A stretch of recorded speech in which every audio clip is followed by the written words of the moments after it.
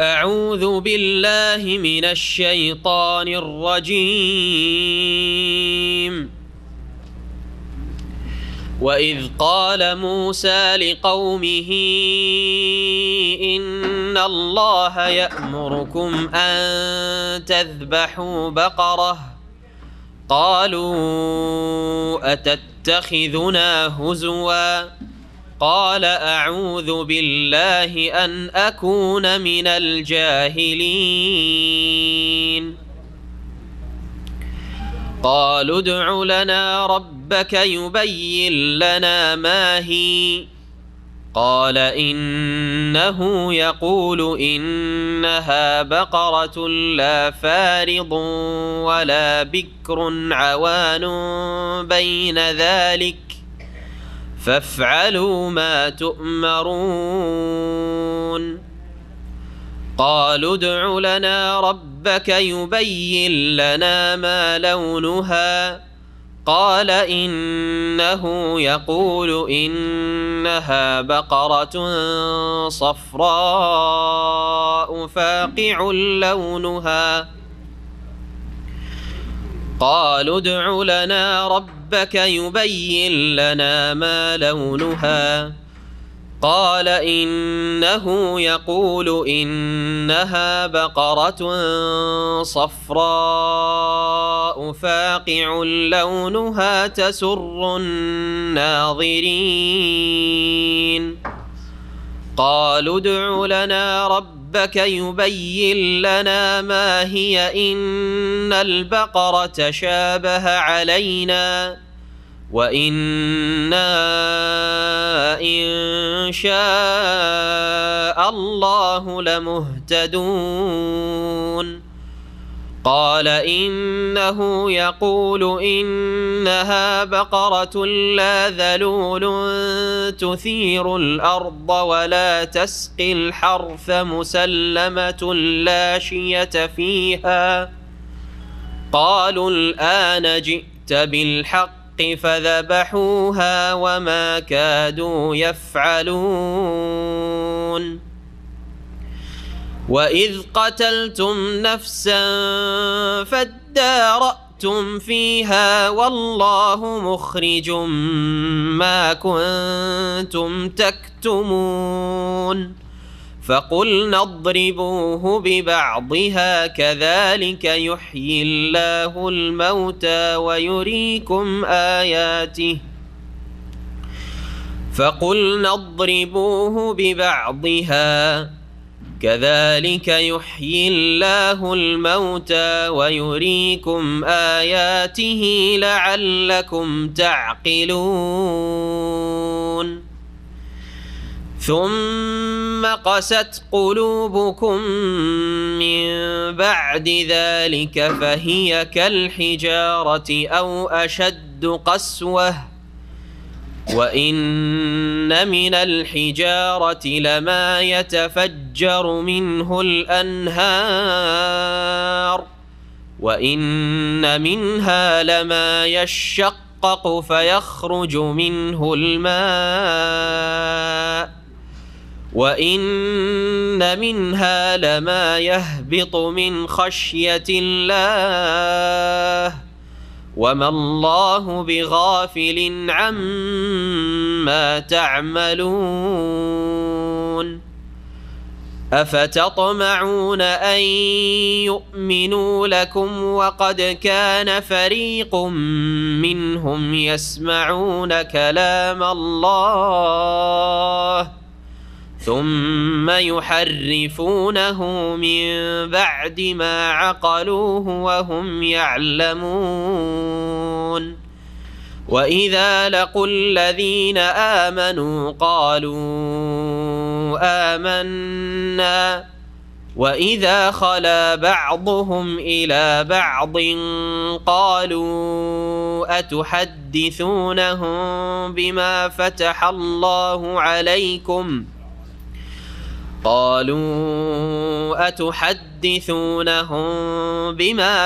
الله عليكم ليحاجوكم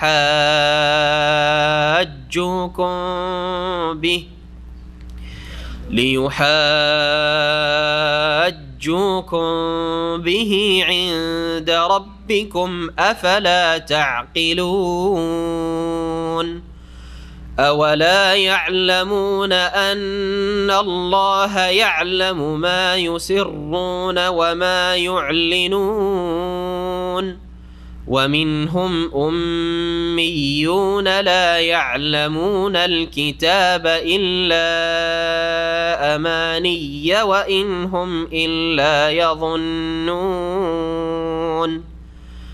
فويل للذين يكتبون الكتاب بأيديهم ثم يقولون هذا من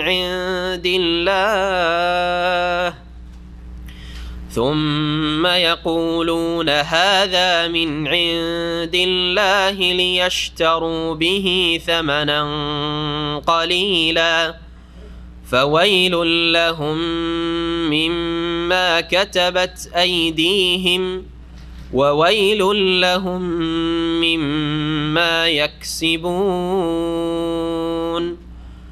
وقالوا لن تمسنا النار إلا أياما معدودة قل أتخذتم عند الله عهدا فلن يخلف الله عهده أم تقولون على الله ما لا تعلمون بلى من كسب سيئة وأحاطت به خطيئته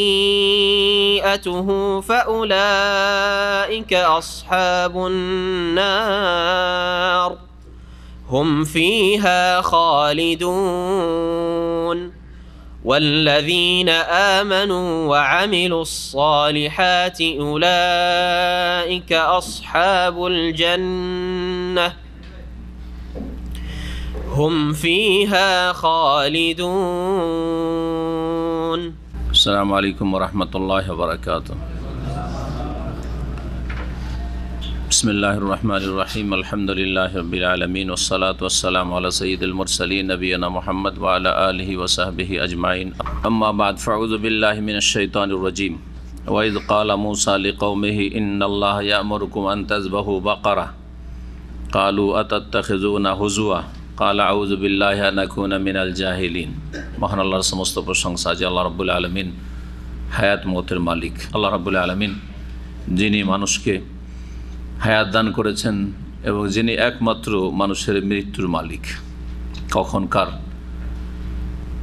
হায়াত এবং কখনকার মত মহান আল্লাহ ছাড়া কেউ জানে না আগামীকালকে কি করবেন আগামী সময়গুলিতে কি অবস্থায় থাকবেন একমাত্র আল্লাহ এই অদৃশ্যের খবরকে নিজের জন্য খাস করেছেন সালাত এবং সালাম নাজিল হুসেন মুহাম্মদুর রাসূলুল্লাহ সাল্লাল্লাহু আলাইহি ওয়াসাল্লামের প্রতি যাকে ওহীর মাধ্যমে আল্লাহ রাব্বুল আলামিন রাসূল করেছেন তারপরেও তিনি সব কিছু গায়েব সম্পর্কে জানতেন না একমাত্র গায়েব অদৃশ্যের চাবি আল্লাহর হাতে ওয়া ইনদাহু মাফাতিহুল গায়ব আল্লাহর কাছে গায়েবের চাবি লা ইয়ালামুহা ইল্লাহু আল্লাহ ছাড়া কেউ জানেন না আমাদের তাফসীরের আজকে ষষ্ঠ পর্ব সূরা বাকারার আয়াত নম্বর ৬৭ থেকে এই আয়াত থেকে কয়েকটি আয়াতে বিশেষ একটি ঘটনা বর্ণনা করা হয়েছে গাভীর ঘটনা আর গাভীকে আরবিতে বাকারা বলা হয় বা বাকার বলা হয় গাভী গরু বাকার বা বাকারা এই ঘটনাটিকে কেন্দ্র করে এই সূরা নাম হয়েছে সূরাতুল বাকারা মানে এমন একটি সূরা যেই সূরায় গাভী এবং গাভীওয়ালাদের যারা গাভী জবাই করেছিল বিশেষ একটি ঘটনার ক্ষেত্রে তাদের কাহিনী বা কিস্সা বর্ণনা করা হয়েছে যেটা প্রাচীন যুগে বনি ইসরায়েলদের মধ্যে সংঘটিত হয়েছিল মহান আল্লাহ ইরশাদ করেছেন ওয়াইদ কালা মূসা লিকওমিহি স্মরণ করো যখন মূসা আলাইহিস সালাম নিজ জাতি বনি ইসরাইলদেরকে বলেছিলেন উদ্দেশ্য করে ইন্নাল্লাহ ইয়া'মুরুকুম আন তাযবাহু বাকারা নিশ্চয় আল্লাহ তোমাদেরকে নির্দেশ দিচ্ছেন যে একটি গাভী জবাই করো একটি গাভী বা গরু জবাই করার তোমাদেরকে নির্দেশ প্রদান করছেন আল্লাহ রাব্বুল আলামিন কি জন্য এই গাভী জবাই করা আর কি জন্য আল্লাহর এই হুকুম, এই মর্মে একটি ঘটনা রয়েছে। ঘটনাটি সংক্ষেপে বলি, তাহলে আয়াতগুলি সহজে বোঝা যাবে। বনি ইসরায়েলদের মধ্যে মুসা আলাইহিস সালামের জাতি, আর বনি ইসরায়েল মানে হচ্ছে ইয়াকুব আলাইহিস সালামের বংশধর। এই বংশ বিশাল বংশের আকার ধারণ করে। তারপরে মুসা আলাইহিস সালামের জামানায় 12 ছেলে যে ইয়াকুব আলাইহিস সালামের, তার থেকে 12টি বিশাল বিশাল বংশ। এই সবগুলি বংশকে বনি ইসরাইল মানে ইসরাইল ইয়াকুব আলাইহিস সালামের অপর নাম, যার বংশধর আওলাদ। তাদের মাঝে একজন লোক ছিল, বৃদ্ধ মানুষ, নিঃসন্তান, তার ছেলে মেয়ে ছিল না। তার ধন সম্পদ অনেক ছিল, একমাত্র এক ভাইপো, ভাতিজার ধন সম্পদের উপর লোভ হয়ে যায় যে চাচা না মরলে তো আর পাচ্ছি না, আর চাচা মরে গেলে তো সব ধন সম্পদ আমার, কারণ চাচার তো আর কেউ নেই আমার ছাড়া। এখন মরছেও না আর ধন সম্পদ পাচ্ছিও না, লেট হচ্ছে। তো সে তাড়াহুড়া করলো, তাড়াতাড়ি করে মেরে দিই, তাহলে সব কিছুর মালিক আমি হয়ে যাব। রাত্রে চাচাকে খুন করে দিল, আর খুন করে দেওয়ার পরে লাশ নিয়ে গিয়ে নিজের মহল্লা থেকে অন্য মহল্লায় বা একটু দূরে আরেকজনের বাড়ির দরজার সামনে ফেলে দিল। সকাল হলো, সকাল হওয়ার পরে নিজেই হইচই করলো যে এই আমার চাচাকে খুন করেছে, এই লোকই খুন করা হবে, না হলে ওর বাড়ির সামনে কেন লাশ পড়ে আছে। যে খুন করেছে সেই আবার দাবিদার হয়ে বসলো যে আমার চাচার খুনে রক্তের আমি দাবিদার, এর কেসাস হওয়া চাই। দেখছেন, চোরের গলা জোর, জি, চোরের গলা জোর, জি। আপোষে কলহ বিবাদ শুরু হইল। ওই বাড়িওয়ালা বলছেন আমরা করিনি, বাড়িওয়ালা যে বংশধর আছে ওরা বলছেন আমরা করিনি, আর এ বলছে না তুমি খুন করেছ। কে খুন করবে? তোমার বাড়ির সামনে লাশ পড়ে আছে আমার চাচার, বিচার চাইয়ের। সমাজের লোকেরা বলল যে আমরা আপোষে ঝগড়া কেন করব, আমাদের মাঝে আল্লাহর নবী আল্লাহ রাসূল মুসা আলাইহিস সালাম বেঁচে আছেন, তার কাছে ওহী হচ্ছে, তার কাছে নিশ্চয়ই সমাধান আছে। আল্লাহ বলে দেবেন যে কি সমাধান হওয়া উচিত, বা নবী বলে দেবেন, যাই নবীর কাছে যাবে। চলো ঠিক আছে, নবীর কাছে যাই। নবী মুসা আলাইহিস সালামের কাছে তারা আসলো, দুই দলই আসলো। যে খুন করেছে ও ভাবছে যে মুসা আলাইহিস সালাম বাহ্যিকে দেখবেন যে লাশ পড়ে আছে যার বাড়ির সামনে, সে হচ্ছে দোষী, আর আমি বেঁচে যাব, আর আমি ধন সম্পদ জমি জায়গা সব পেয়ে যাব। মুসা আলাইহিস সালাম বললেন এক অলৌকিক মুজিজার কথা, যাও একটা গরু জবাই করো, গাভী জবাই করো। এই গাভী জবাই করার কথা বলতেই লোকেরা ভাবলো যে আমাদেরকে নিয়ে মুসা আলাইহিস সালাম ঠাট্টা মজাক করছে। ঘটনা হচ্ছে আমাদের খুনের ঘটনা, আর খুনিকে শনাক্ত করা, যে খুনিকে ধরবো, আর গরু জবাইয়ের সাথে কি সম্পর্ক? তো মজাক করছেন আমাদেরকে নিয়ে। মুসা আলাইহিস সালাম বললেন যে আল্লাহর কাছে পানা আশ্রয় চাই আমি এইসব ঠাট্টা উপহাস করা থেকে, কারণ ঠাট্টা উপহাস করা হচ্ছে মূর্খের কাজ, জাহেলের কাজ। আমি জাহেল, মূর্খ না। যাই হোক, আল্লাহ বলেছে যে একটা গরু জবাই করো, না কেরা, যে কোনো গরু, বাকারাতান, যে কোনো একটা খোঁড়া গরু হইলেও চলতো, একটা দুর্বল রুগী গরু হইলেও চলতো, যে কোনো রঙের হোক আর যে কোনো অবস্থারই হোক, বুড়া হইলেও চলতো, আর বাছুর হইলেও চলতো। এরা বেশি বেশি প্রশ্ন করা শুরু করলো। 3টা প্রশ্ন করেছে, যে প্রশ্নগুলি কোরআন এখানে আয়াতে আসছে। গরুটা কেমন বয়সের দিক থেকে, এক, গরুর রং কি, রঙের দিক থেকে রং কেমন হওয়া উচিত। যেমন যেমন প্রশ্ন বাড়লো তেমন তেমন আল্লাহর পক্ষ থেকে কঠোরতা বাড়লো, শাস্তি বাড়লো। জি, আদা খাবি সাত ভাবি। বেশি জিজ্ঞাসাবাদ করলে, বিশেষ করে কাল্পনিক প্রশ্ন আজকালও নিষেধ আছে। হ্যাঁ, শরীয়ত সম্পর্কে আপনার ফরজ ওয়াজিব জানা নেই, হারাম নাজায়েজ হুকুম আকাম জানা নেই, অবশ্যই জিজ্ঞেস করতে হবে। কিন্তু যেগুলি হচ্ছে ফরজি প্রশ্ন, অর্থাৎ কাল্পনিক, এখনও কিছু আসলে বাস্তবে ঘটেনি, আপনি জিজ্ঞাসা করছেন, এইরকম প্রশ্ন নিষেধ। অথবা প্রশ্ন করার উদ্দেশ্য এলেম শেখা নয়, জানা নয়, দেখানো বাহাদুরি যে আমি কত বিচক্ষণ, এই ধরনের আমি গুরুত্বপূর্ণ প্রশ্ন করতে পারি। আপনার নিয়ত উপর নির্ভর করছে, নিষিদ্ধ, ভালো নয়, নিন্দনীয়। অথবা প্রশ্ন করে আটকানোর চেষ্টা করা, অনেক দুষ্ট প্রকৃতির ছাত্র থাকে মাদ্রাসা স্কুলেও, ফাঁসাবার জন্য এমন এমন প্রশ্ন করে। এগুলি হচ্ছে অসৎ উদ্দেশ্য। এই ধরনের বেশ কিছু প্রশ্ন করা নিষেধ বা অপছন্দনীয়। কোরআনে কারীমের একটি আয়াতে আল্লাহ নিষেধ করেছে, ইয়া আইয়ুহাল্লাযীনা আমানু লা তাসআলু আন আশিয়া ইন তুবদা লাকুম তাসুকুম। হে মুমিন সকল, তোমরা এমন এমন প্রশ্ন করিয়ে না, উদ্ভট প্রশ্ন অথবা বিভিন্ন অসৎ উদ্দেশ্যে প্রশ্ন, জানা উদ্দেশ্য নয়, অজ্ঞতা দূর করা নয়, এলেম বাড়ানো নয়, আমল করা উদ্দেশ্য নয়। উত্তর যদি এসে যায় তো মনের উল্টা হয়ে যাবে। এমনিতে যেমন চলছিল, বিশেষ করে ওহী নাজেল হওয়ার জামানায় কঠোরভাবে ভবিষ্যৎ সম্পর্কে কাল্পনিক প্রশ্ন করা, যদি এরকম হয় কি করতে হবে, কি করতে হবে, নিষেধ ছিল। কারণ উত্তর যদি তোমাদের কাছে প্রকাশ হয়ে যায় তাহলে তোমাদের মন্দ লাগবে, মনের উল্টা হয়ে যাবে।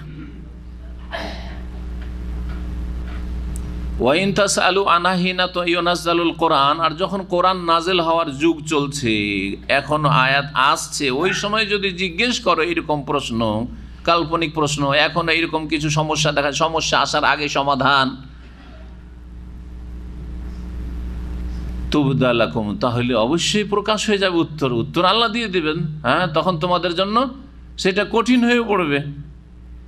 যেমন নবী করিম সাল্লাল্লাহু আলাইহি ওয়াসাল্লাম যখন বললেন যে ইয়া আইয়ুহান নাস, এই আয়াতের তাফসীরে এই হাদিস উল্লেখ করা হয়েছে, ইন্নাল্লাহ কাদ ফারাদা আলাইকুমুল হাজ্জা ফাহুজ্জু, আল্লাহ তোমাদের হজ ফরজ করেছেন, সুতরাং তোমরা হজ পালন করো। আকরা বিন হাবেস নামে একজন বেদুইন,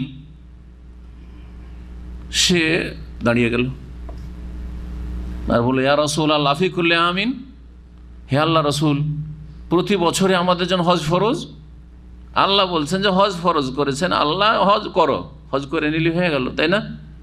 একবার করে চুপ থাকেন, তা না করে জিজ্ঞেস করলো কি, হ্যাঁ আফি কুল্লি আমিন ইয়া রাসূলুল্লাহ, প্রত্যেক বছর হজ ফরজ? রাসূলুল্লাহ সাল্লাল্লাহু আলাইহি সাল্লাম নীরব থাকলেন, কোনো উত্তর দিলেন না। থামছে নাই, দুইবার তিনবার প্রশ্ন। রাসূলুল্লাহ সাল্লাল্লাহু আলাইহি সাল্লাম যখন তিনবার জিজ্ঞাসা করা হয়ে গেল, এই লোকে তখন বলে, লাউ কুলতু নাম লাউ আজাবাত, আমি যদি এখনই হ্যাঁ বলে দিই যে হ্যাঁ প্রতি বছর হজ ফরজ, তাহলে প্রতি বছর আল্লাহ ফরজ করে দিবেন। বড়দের মান মর্যাদা রক্ষার জন্য অনেক কাজ করব না হয় করব না, সেটা পরের ব্যাপার ছিল, কিন্তু সেটা কি করে দেওয়া হয়, হ্যাঁ করে দেওয়া হয়। এইটা দুনিয়া পরিচালনার ক্ষেত্রে আমরা করি না? আপনি হয়তো এক জায়গাতে মসজিদে দান করতেন কি করতেন না, ঠিক আছে, কিন্তু আপনার স্ত্রী আপনাকে না জিজ্ঞাসা করে বলে দিয়েছে আমি 10,000 টাকা দিয়ে দিলাম। তো আপনার বড় ছেলে সংসারের মেলা কাজ করে, দায়িত্ব পালন করে, ও আপনাকে জিজ্ঞাসা করেনি, মসজিদের চাঁদা চেয়েছে, ও 10,000 20,000 বলে দিয়ে চলে এসছে। আপনি যদি থাকতেন হয়তো এটা করতেন না, কম করতেন অথবা বেশি করতেন, অথবা আরও কোনো বেশি জরুরি প্রয়োজন ছিল হয়তো আপনি অন্য কিছু করতেন। কিন্তু ছেলে যেহেতু বড় ভূমিকা রাখে বাড়িতে, বা আমার স্ত্রীর বড় ভূমিকা আছে, সে আমার ছেলেমেয়ে মানুষ করে, আর সে আমার সাথে কত সহযোগিতা করে, তাকে আমি অন্তর থেকে ভালোবাসি, এখন যদি আমি নাকচ করে দিই তো মানহানি হবে না? হবে না? হ্যাঁ, স্ত্রীর মর্যাদা কোথায় থাকবে?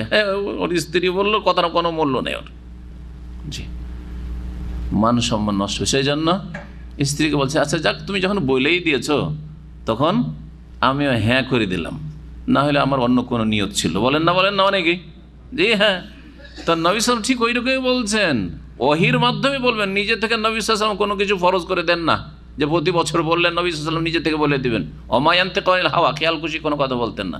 কিন্তু নবী করিম সাল্লাল্লাহু আলাইহি ওয়াসাল্লাম যদি প্রশ্নের উত্তরে সাথে সাথে বলে দিতেন, তো আল্লাহ রাব্বুল আলামিন তার প্রিয় রাসূল সাল্লাল্লাহু আলাইহি ওয়াসাল্লামের সম্মানার্থে, ইজ্জতের জন্য কি করতেন, তার পক্ষে ওহী নাযিল করে দিতেন যে আমার নবী যা বলেছেন সেটাই ঠিক, প্রতি বছর হজ ফরজ।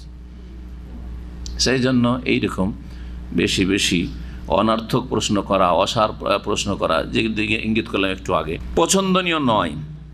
এরা যখন প্রশ্ন করা শুরু করলো যে গরুটা কেমন, দ্বিতীয় প্রশ্ন রং হইল। প্রথমটা ছিল বয়সের সম্পর্কে, তৃতীয়টা ছিল যে সেটা কি ধরনের হইতে হবে। আচ্ছা, সেটা যদি কৃষিকাজে লাগানো হয়, আগের যুগে কৃষিকাজের জন্য, এখনও হাল চাষে যারা চাষ করে এখন না ট্রাক্টর হয়ে গেছে, কিন্তু ব্যবহার করে থাকে অনেকেই কৃষিকাজে। তারপরে আগের যুগে পানি উঠাবার জন্য, কুয়া থেকে পানি উঠাবার জন্য বা জমি সেচের জন্য ব্যবহার হইতো, গরু ব্যবহার করা হইতো, উটকে ব্যবহার করা হইতো। এমন কোনটা চলবে কোনটা চলবে না এইসব প্রশ্ন, যেমন যেমন প্রশ্ন তেমন তেমন আল্লাহ কি করলেন, তাদের জন্য বিষয়টিকে কঠিন করে দিলেন। এমন হয়েছিল যে পাওয়াই মুশকিল, অনেক মূল্য দিয়ে স্বর্ণ পরিমাণ ওজন, হ্যাঁ যতটা ওজন গরুর আর ততটা পরিমাণ স্বর্ণ দিয়ে তাদেরকে খরিদ করতে হইল এই গরু। তারা কঠোরতা অবলম্বন করল, আল্লাহ তাদের জন্য কঠিন করে দিলেন। শেষে করা হইল কি, আল্লাহ বললেন যে গরুটা জবাই করো, জবাই করার পরে তার একটা টুকরো না, যে কোনো টুকরো, আল্লাহ বলেছেন এই টুকরোটা কোন টুকরো ছিল, এটা যদি গুরুত্বপূর্ণ বিষয় হইতো জানা তো আল্লাহ বলে দিতেন যে সেটা পা ছিল সামনের না পেছনের, না সেটা কলিজা ছিল, না মুখ ছিল, না তমুক ছিল, কিচ্ছু বলা হয়নি। হ্যাঁ, আর আল্লাহ রাব্বুল কোনো একটি কিছু দিয়েই করতে পারেন। সুতরাং যখন আল্লাহ উল্লেখ করেননি সেই গোস্তের টুকরোটা কোন টুকরোটা ছিল, হ্যাঁ বডির কোন অংশের ছিল, এটা নিষ্প্রয়োজন, ফালতু কাজ। আল্লাহ বলেননি, আমাদেরও বলার কোনো প্রয়োজন নেই, প্রশ্ন করার প্রয়োজন নেই। এবং মুফাসসিরিনগণ এই সম্পর্কে এই জন্য কল্পনা জল্পনা করেননি, ফালতু। একটা গোস্তের টুকরো নাও, আর টুকরো হওয়ার পরে মৃত লাশ পড়ে আছে, ওর গায়ে আঘাত করা, মারো, সাথে সাথে ও জীবিত হয়ে যাবে, আর জীবিত হয়ে বসে যাবে। বসে যাওয়ার পরে বলে দিবে কাতালানি ফলানন ইবনু আখি, অমুক যে আমার ভাতিজা, ও আমাকে হত্যা করেছে, দিল বলে দেওয়ার পরে আবার লুটিয়ে পড়লো, মারা গেল। এ হচ্ছে গাভীর ঘটনা বা গাভীওয়ালা বনি ইসরায়েলদের ঘটনা। মহান আল্লাহ ইরশাদ করছেন, এখন শুনেন এই ঘটনা সম্পর্কে যে আয়াতগুলি এখানে আল্লাহ নাজেল করেছেন সূরা বাকারায়। ওয়াইদ কালা মূসা লিকওমিহি, স্মরণ করো সেই কাহিনীকে বা সেই যুগের ঘটনাকে যখন মূসা আলাইহিস সালাম তার জাতিকে বলেছিলেন, ইন্নাল্লাহ ইয়ামুরুকুম, আল্লাহ তোমাদেরকে নির্দেশ দিচ্ছেন, আনতাজবাহু বাকারা, একটি গাভী জবাই করতে। কালু, তখন জাতির লোকেরা বলো, আতাত্তাখিজুনা হুজুয়া, আমাদের সাথে আপনি ঠাট্টা করছেন। কালা মূসা আলাইহিস সালাম, আউযু বিল্লাহি আন আকুনা মিনাল জাহিলিন, আল্লাহর শরণ নিচ্ছি, আশ্রয় নিচ্ছি আমি মূর্খ হওয়া থেকে, মূর্খদের অন্তর্ভুক্ত হওয়া থেকে। ঠাট্টা মজাক করা, উপহাস করা, মানুষকে হেউ করা, কাকে নিয়ে ঠাট্টা করে? বড়দের নিয়ে ঠাট্টা করতে পারবেন? বাপের সাথে ঠাট্টা মজাক করতে পারবেন? মায়ের সাথে পারবেন? বেয়াদব আপনি। ওস্তাদের সাথে পারবেন? ওই যাকে ছোট মনে করেন একটু নিজের চাইতে তাকেই করেন হয়তো। হ্যাঁ, সিনিয়র যে নিজেকে সিনিয়র মনে করে জুনিয়রকে নিয়ে ঠাট্টা করে, ঠাট্টা করা খারাপ। লা ইয়াসখার কওমুম মিন কওম, সূরা হুজরাতে আল্লাহ কঠোরভাবে সতর্ক করেছেন, কোনো জাতি অন্য কোনো জাতি বা ব্যক্তিকে নিয়ে যেন ঠাট্টা উপহাস না করে। কেউ বেঁঠা সেই জন্য ঠাট্টা, কেউ বেশি লম্বা গেছে সেই জন্য তাকে নিয়ে ঠাট্টা, কেউ বেশি মোটা হয়ে গেছে সেই জন্য ঠাট্টা, কেউ কথা বলে একটু অন্যরকম সেই জন্য একটু তাকে নিয়ে ঠাট্টা মজাক করা নিষেধ যে কোনো কিছুর ক্ষেত্রে। কেউ কানা, কেউ টেরা, কেউ কিছু খোঁড়া সেই জন্য তাকে নিয়ে ঠাট্টা করা ইত্যাদি, কারো ভাষা নিয়ে ঠাট্টা করা নিষেধ। আসাই এখনো খায়রা মিনহুম, হতে পারে যাদেরকে নিয়ে ঠাট্টা করছো তারা তোমার চাইতে ভালো, আল্লাহর কাছে তোমার চাইতে আল্লাহর কাছে প্রিয়, তুমি নিকৃষ্ট, সে শ্রেষ্ঠ না। মহিলা মহিলার সাথে ঠাট্টা মজাক করবে, হতে পারে যে যাকে নিয়ে ঠাট্টা করছো যে মহিলাকে নিয়ে সে তোমার চাইতে ভালো। আল্লাহ এই বিষয়গুলি নিষেধ করেছেন, কারণ এই বিষয়গুলিতে সম্পর্কের অবনতি ঘটে। মানুষ যখন ঠাট্টা বিদ্বেষ করে, হয় প্রতিশোধ নেবে আপনাকে নিয়েও ঠাট্টা মজা করে পারলে, আর যদি না পারে তো আপনার বিরুদ্ধে তার অন্তরে শত্রুতার দানা বাঁধবে, ধীরে ধীরে ধীরে বড় হবে শত্রুতা, আর কোনো এক সময় সুযোগ পেলে সেটা বাস্ট হয়ে যাবে, যে ক্ষতি করে ফেলবে আপনার।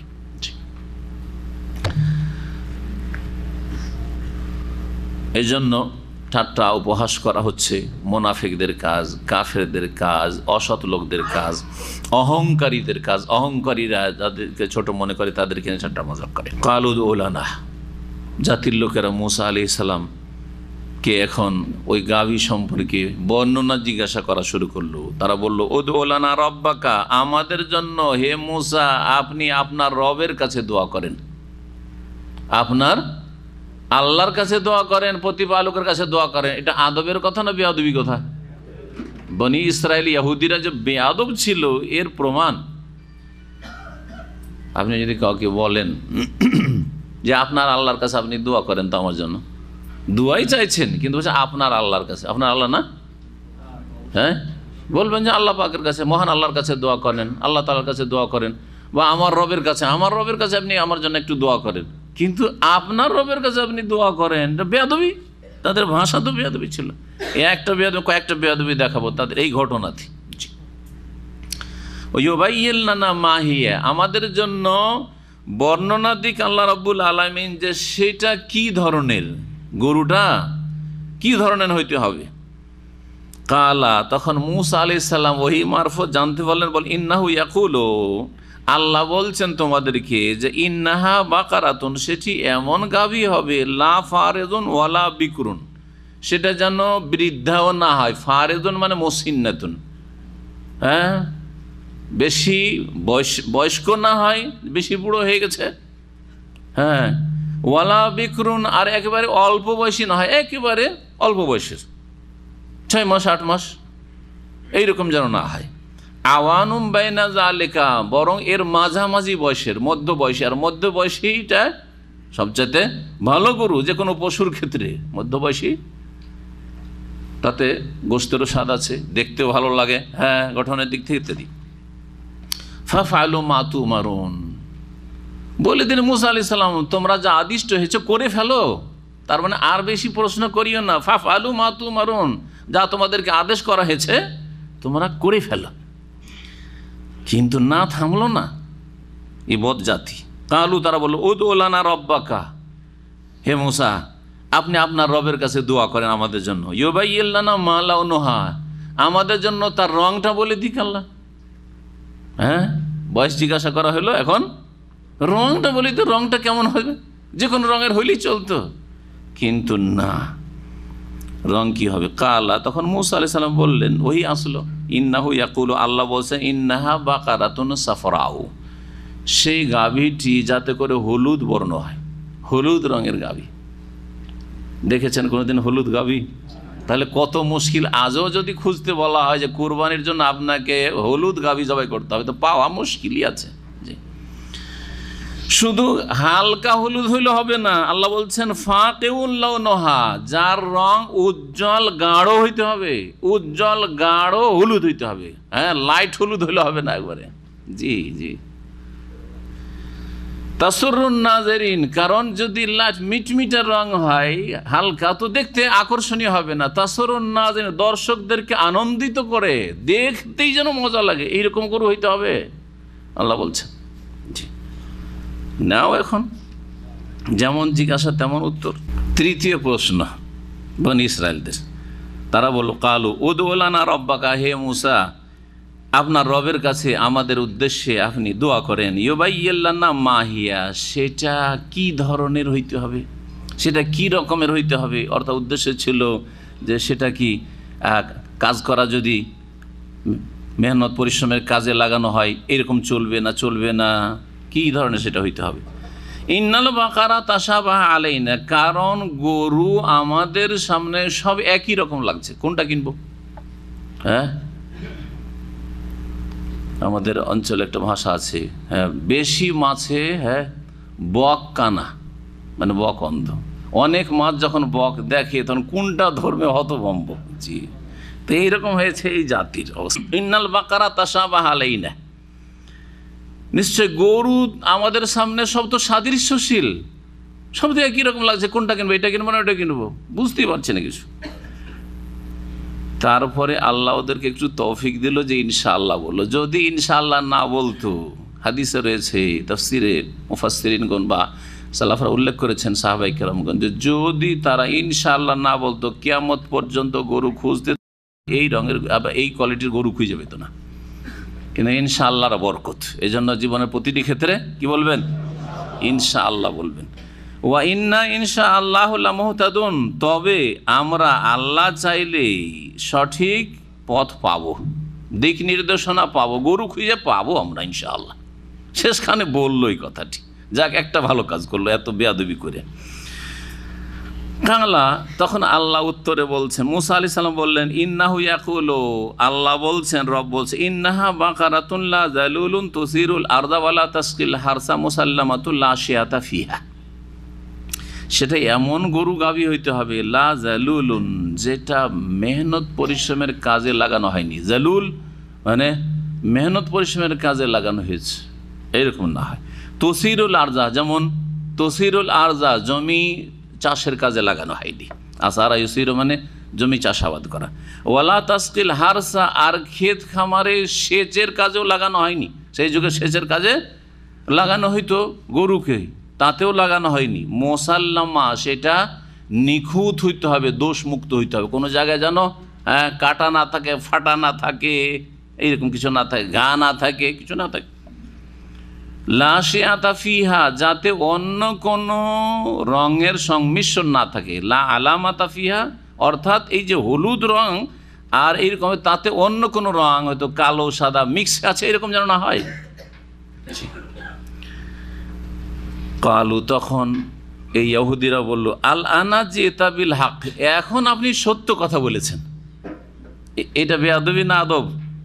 হ্যাঁ, বেশ কিছুক্ষণ কথা বলার পরে আপনার বাপকে যদি বলেন এখন আপনি ঠিক বলেছেন, তার মানে এতক্ষণ ভুল বলছিলেন না, ঠিক কিনা? বেয়াদবি কি না? মুসা আলাইহিস সালাম সম্পর্কে কত বড় বেয়াদবি, বলছে এখন আপনি ঠিক বলেছেন, আল আনা জিতা বিল হক, এখন সত্যটা প্রকাশ করেছেন, তার মানে এতক্ষণ যেগুলো বলছিলেন সেগুলো ফালতু কথা বলছিলেন। নাউজুবিল্লাহ, এই বেয়াদবি ইহুদিদের। ফাযাবাহুহা, অতঃপর তারা সেই গরু খরিদ করলো, জবাই করে ফেললো, জবাই করলো। তাফসিরে রয়েছে যে সেই গরু তলাশ করতে করতে করতে হয়রানি শেষ নাই, খুঁজে পেল এক লোকের কাছে, ওর একটাই গরু, আর এই রঙের গরু তা পাওয়া যায় না। ও বলছে আমি গরু বিক্রি করব, কিন্তু আমার একটা শর্ত আছে, দাম লাগবে, এইটা খালি চামড়া ভর্তি করে আমাকে কি দিতে হবে? স্বর্ণ দিতে হবে, এই চামড়াতে যতটা স্বর্ণ আসে অতটা দিতে হবে। ঠিক আছে, তাই দিয়ে খরিদ করলো গোটা জাতি মিলে ইহুদিরা। ফাযাবাহুহা, অতঃপর সেই গরুটি জবাই করলো তারা। অমা কাদু ইয়াফালুন, কিন্তু তাদের জন্য এটা সম্ভবপর মনে হচ্ছিল না। অমা কাদু ইয়াফালুন, এই কাজটি করার উপক্রম ছিল না যে করতে পারবে, এমন অবস্থা হয়েছিল। তারা যখন প্রশ্ন করা শুরু করলো, তখন আল্লাহ তাদের জন্য বিষয়টিকে জটিল করে দিলেন। জি, এই জন্য নবী করিম সাল্লাল্লাহু আলাইহি ওয়াসাল্লাম নিষেধ করেছেন, লা তুশাদ্দিদু, তোমরা কঠোরতা অবলম্বন করেন, আল্লাহ কঠিন করে দিবেন। আপনি প্রতিটি ক্ষেত্রে যদি কঠোরতা অবলম্বন করেন, এমন কঠোরতা যেটা কোরআনে হাদিসে নেই, তাহলে আল্লাহ কঠিন করে দেবেন। ইয়াসসিরু ওয়ালা তুআসসিরু, সহজ করো, কঠিন করিও না। বাশশিরু ওয়ালা তুনাফিরু, মানুষকে আকৃষ্ট করো, সুসংবাদ দাও, মানুষের মাঝে ঘৃণা ছড়ায়ও না। কিন্তু এর মানে এই নয় যে তৌহিদের কথা বলবেন না, কারণ আজকাল আবার বিদাতীদের আর এক রোগ, তৌহিদের কথা বললে মানুষ পছন্দ করে, লাইক করে না। হ্যাঁ, সুতরাং তৌহিদের আলোচনা নেই। কি আলোচনা? শুধু কত অঙ্কের নেকি পাওয়া যাবে, আর কতটি গুণ, নেকি আর গোনা, নেকি আর গোনা। তারপরে গোনার দিকে নেগেটিভ বলতেও নিষেধ করছে। ওদের ফর্মুলাতে আছে যে নেগেটিভ বলবেন না, শুধু পজিটিভ বলেন। নামাজ পড়লে এত নেকি, একবার যদি বেড়ে যান 49 কোটি। শুধু এগুলো শোনায়, বুঝি এগুলোতে ঘৃণা ছড়াবেন। আর যদি বলেন তৌহিদ, হ্যাঁ, এক আল্লাহর ইবাদত করতে হবে, এক আল্লাহকে সেজদা করতে হবে, তো মাজারে যারা সেজদা করে ওদের উপর আঘাত লাগবে, আপনি ঘৃণা ছড়িয়ে দিলেন নাকি? নিষেধ করতে হবে না, হ্যাঁ, না বলতে হবে না। তো আল্লাহ তো আগে না দিয়েই কালেমা শুরু করেছেন। কালেমাটা পড়েন তো, কি আছে? লা, লা মানে কি? না। তো না দিয়ে তো আল্লাহ শুরু করেছেন, হ্যাঁ দিয়ে তো শুরু করেন নাই। লা ইলাহা, বাতিলগুলো নেই, বাতিলকে না করেন। ইল্লাল্লাহ, আল্লাহ ছাড়া কোনো সত্য উপাস্য নেই। এতে হ্যাঁও আছে, নাও আছে। জি হ্যাঁ, সুতরাং আগে না করতে হবে। যেমন জমি চাষাবাদ করেন, যারা কৃষি কাজ করেন, ভালো করে জানেন ঘাসের বন জঙ্গল লেগে আছে, আগে বন জঙ্গল সাফ করতে হবে, তারপরে চাষাবাদ করে তারপরে বীজ ছিটাইতে হবে, বীজ বপন। তারপরে কম্পিউটার কিনেছেন, তাহলে কম্পিউটার ভাইরাস মুক্ত করতে হবে আগে, হ্যাঁ, তারপরে তখন আপনাকে প্রোগ্রামগুলি তাতে ইনস্টল করতে হবে। আর না হলে আপনার যাবে সব কিছু। জীবনের প্রতিটি এইরকমই মগজে, মানব জাতির মগজে শিরিক ঢুকে আছে, বেদাত ঢুকে আছে, গুমরাহি ঢুকে আছে, সংশয় ঢুকে আছে। সবগুলি থেকে ক্লিন করে যখন খালি হয়ে আছে, শূন্য, এখন চাষাবাদের যোগ্য আছে, তখন তাওহীদ ঢুকান, সুন্নাহ ঢুকান, নামাজ ঢুকান। নামাজও পড়ছে শিরকি আকীদাও ভরা আছে। নামাজ পড়ছে আল্লাহর জন্য, মোনাজাত, নামাজের মোনাজাত আল্লাহর জন্য, আর ওই ওরসের মোনাজাত বাবার জন্য। কোনো কাজে আসবে না, কোনো কাজে আসবে না। এদিকে নবীর তরিকার কিছু সুন্নতির লেবাস পোশাকও করছে, এদিকে বিদআতও করছে, কোনো কাজে আসবে না। বিদআত এবং সুন্নতের সংমিশ্রণ, বরং বিদআত মুক্ত হইতে হবে আর সুন্নতকে কায়েম করতে হবে। যাই হোক, এই ছিল ঘটনা। আর একটু বাকি আছে এই সম্পর্কে। ওয়াইজ কাতালতুম নাফসান, আল্লাহ বলছেন যে এই ঘটনাতে তোমাদের অবস্থাটা কি হয়েছিল। তোমরা একজন ব্যক্তিকে হত্যা করেছিলে, মানে তোমাদের একজন লোক, ওই যে ভাতিজা চাচাকে হত্যা করেছিল, ওই ঘটনার কথা বলা হচ্ছে। ফাদ্দারাতুম ফিহা, আর তারপরে তোমরা এই বিষয়ে একে অপরের উপর দোষ আরোপ করছিলে, দোষ চাপাচাপি করছিলে। না অমুক খুন করেছে, অমুকের বাড়ির সামনে লাশ পাওয়া গেছে, ও বলছেন না আমি করিনি, তোমরাই করেছো, আমাকে ফাঁসাইবার চেষ্টা করেছো, একে অপরের চাপানোর চেষ্টা করা। ফাদ্দারাতুম, তাদারা ইদ্দারা মানে হচ্ছে একজন নিজের পক্ষ থেকে নিজেকে দোষমুক্ত করে অন্যের উপর দোষ চাপাবার চেষ্টা করা। ফাদ্দারাতুম ফিহা, তোমরা একে অপরের উপর দোষারোপ করছিলে। ওয়াল্লাহু মুখরিজুম মা কুনতুম তাকতুমুন, এবং আল্লাহ রাব্বুল আলামিন তোমরা যা কিছু গোপন করো তা প্রকাশ করে দিতে পারেন।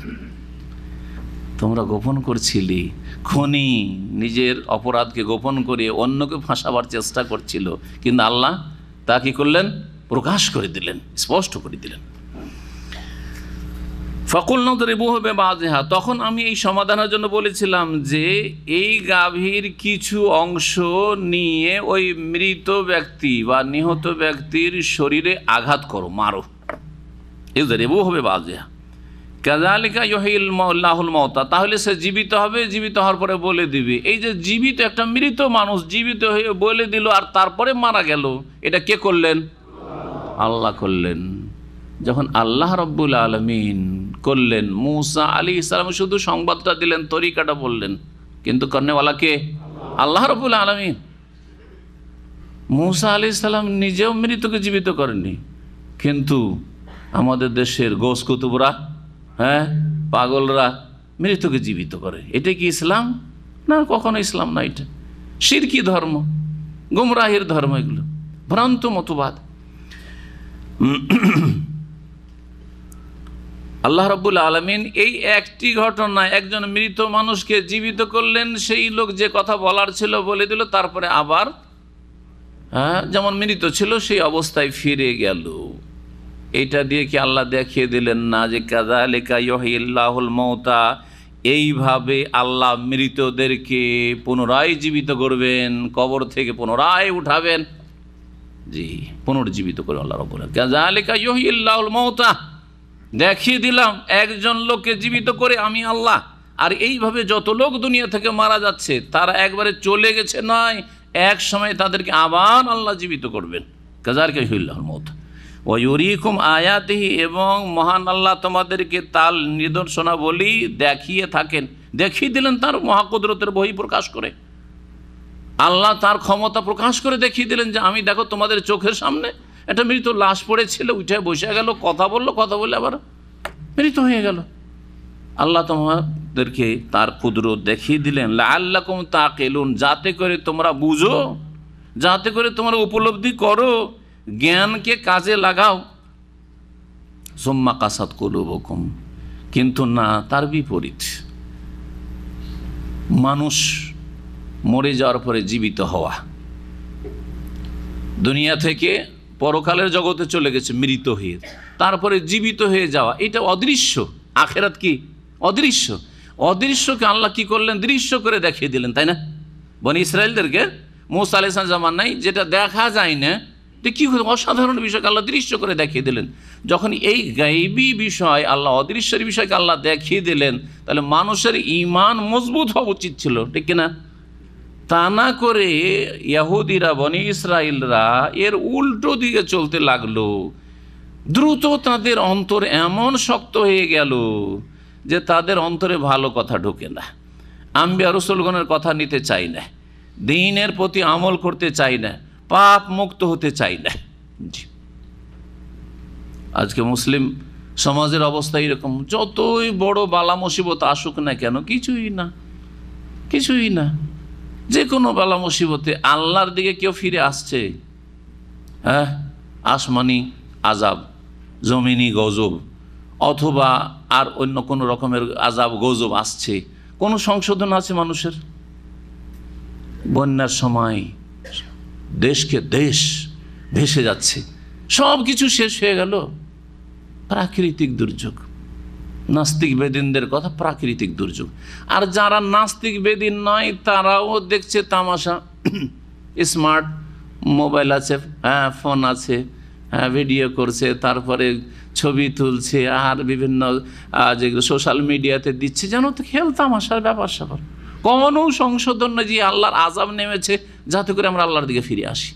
জাতির উপরে গজব নেমেছে, ভূমিকম্প, কোনো সংশোধন নেই। ভূমিকম্প এইদিকে ধসে পড়ছে, আর ওইদিকে অনেকে তামাশাই করছে, পাপে ডুবাচ্ছে, তারপরে আবার পাপ করছে। বান বন্যার সময় বাঁদরডে উঁচা জায়গাতে আশ্রয় নিয়েছে, শরণার্থী আশ্রয় নিয়েছে, সেখানেও পাপ চলছে, হারাম খাওয়া চলছে, হারাম কাজ চলছে, বেপরদাহে নারী পুরুষ একাকার হয়ে থাকছে, কত যে পাপ অশ্লীল কাজ হচ্ছে আল্লাহ পাক ভালো জানেন। কোনো সংশোধন নেই। ওই যেসব লোকগুলি শুকনো জায়গাতে, এতটুকু জায়গাতে আশ্রয় নিয়ে আছে, ভিড় ভাড় করে, আর চারিদিকে গোটা দেশ ডুবে আছে, তারা এক ওয়াক্ত নামাজও পড়ছে না। যে বেনামাজিগুলোর কিছু সংখ্যক লোক নামাজি হইল বালা মুসিবত, তা কোনো সংশোধন নেই, কোনো সংশোধন নেই জাতির। জি,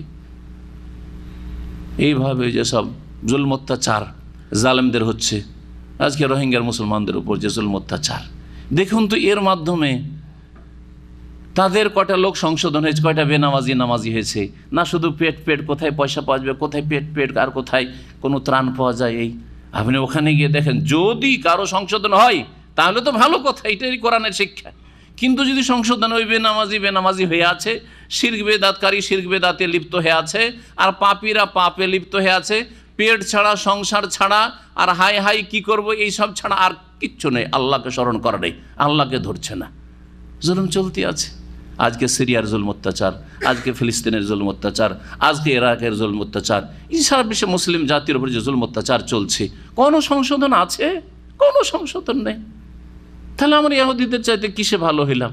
তাদের অবস্থা এরকম ছিল। আল্লাহ বলছেন যে আমি এই গায়বী বিষয়টি দেখিয়ে দিলাম, তাতে ঈমান তাদের তাজা হওয়া উচিত ছিল, তাদের জীবনে সংশোধন আসা উচিত ছিল, তাদের পাপ মুক্ত হওয়া উচিত ছিল, আল্লাহ ভীরু মুত্তাকি পরেজগার হওয়া উচিত ছিল। তা না করে তারা কি হলো? সুম্মা কাসাত কুলুবুকুম, তারপরে তোমাদের অন্তরগুলি শক্ত হয়ে গেল।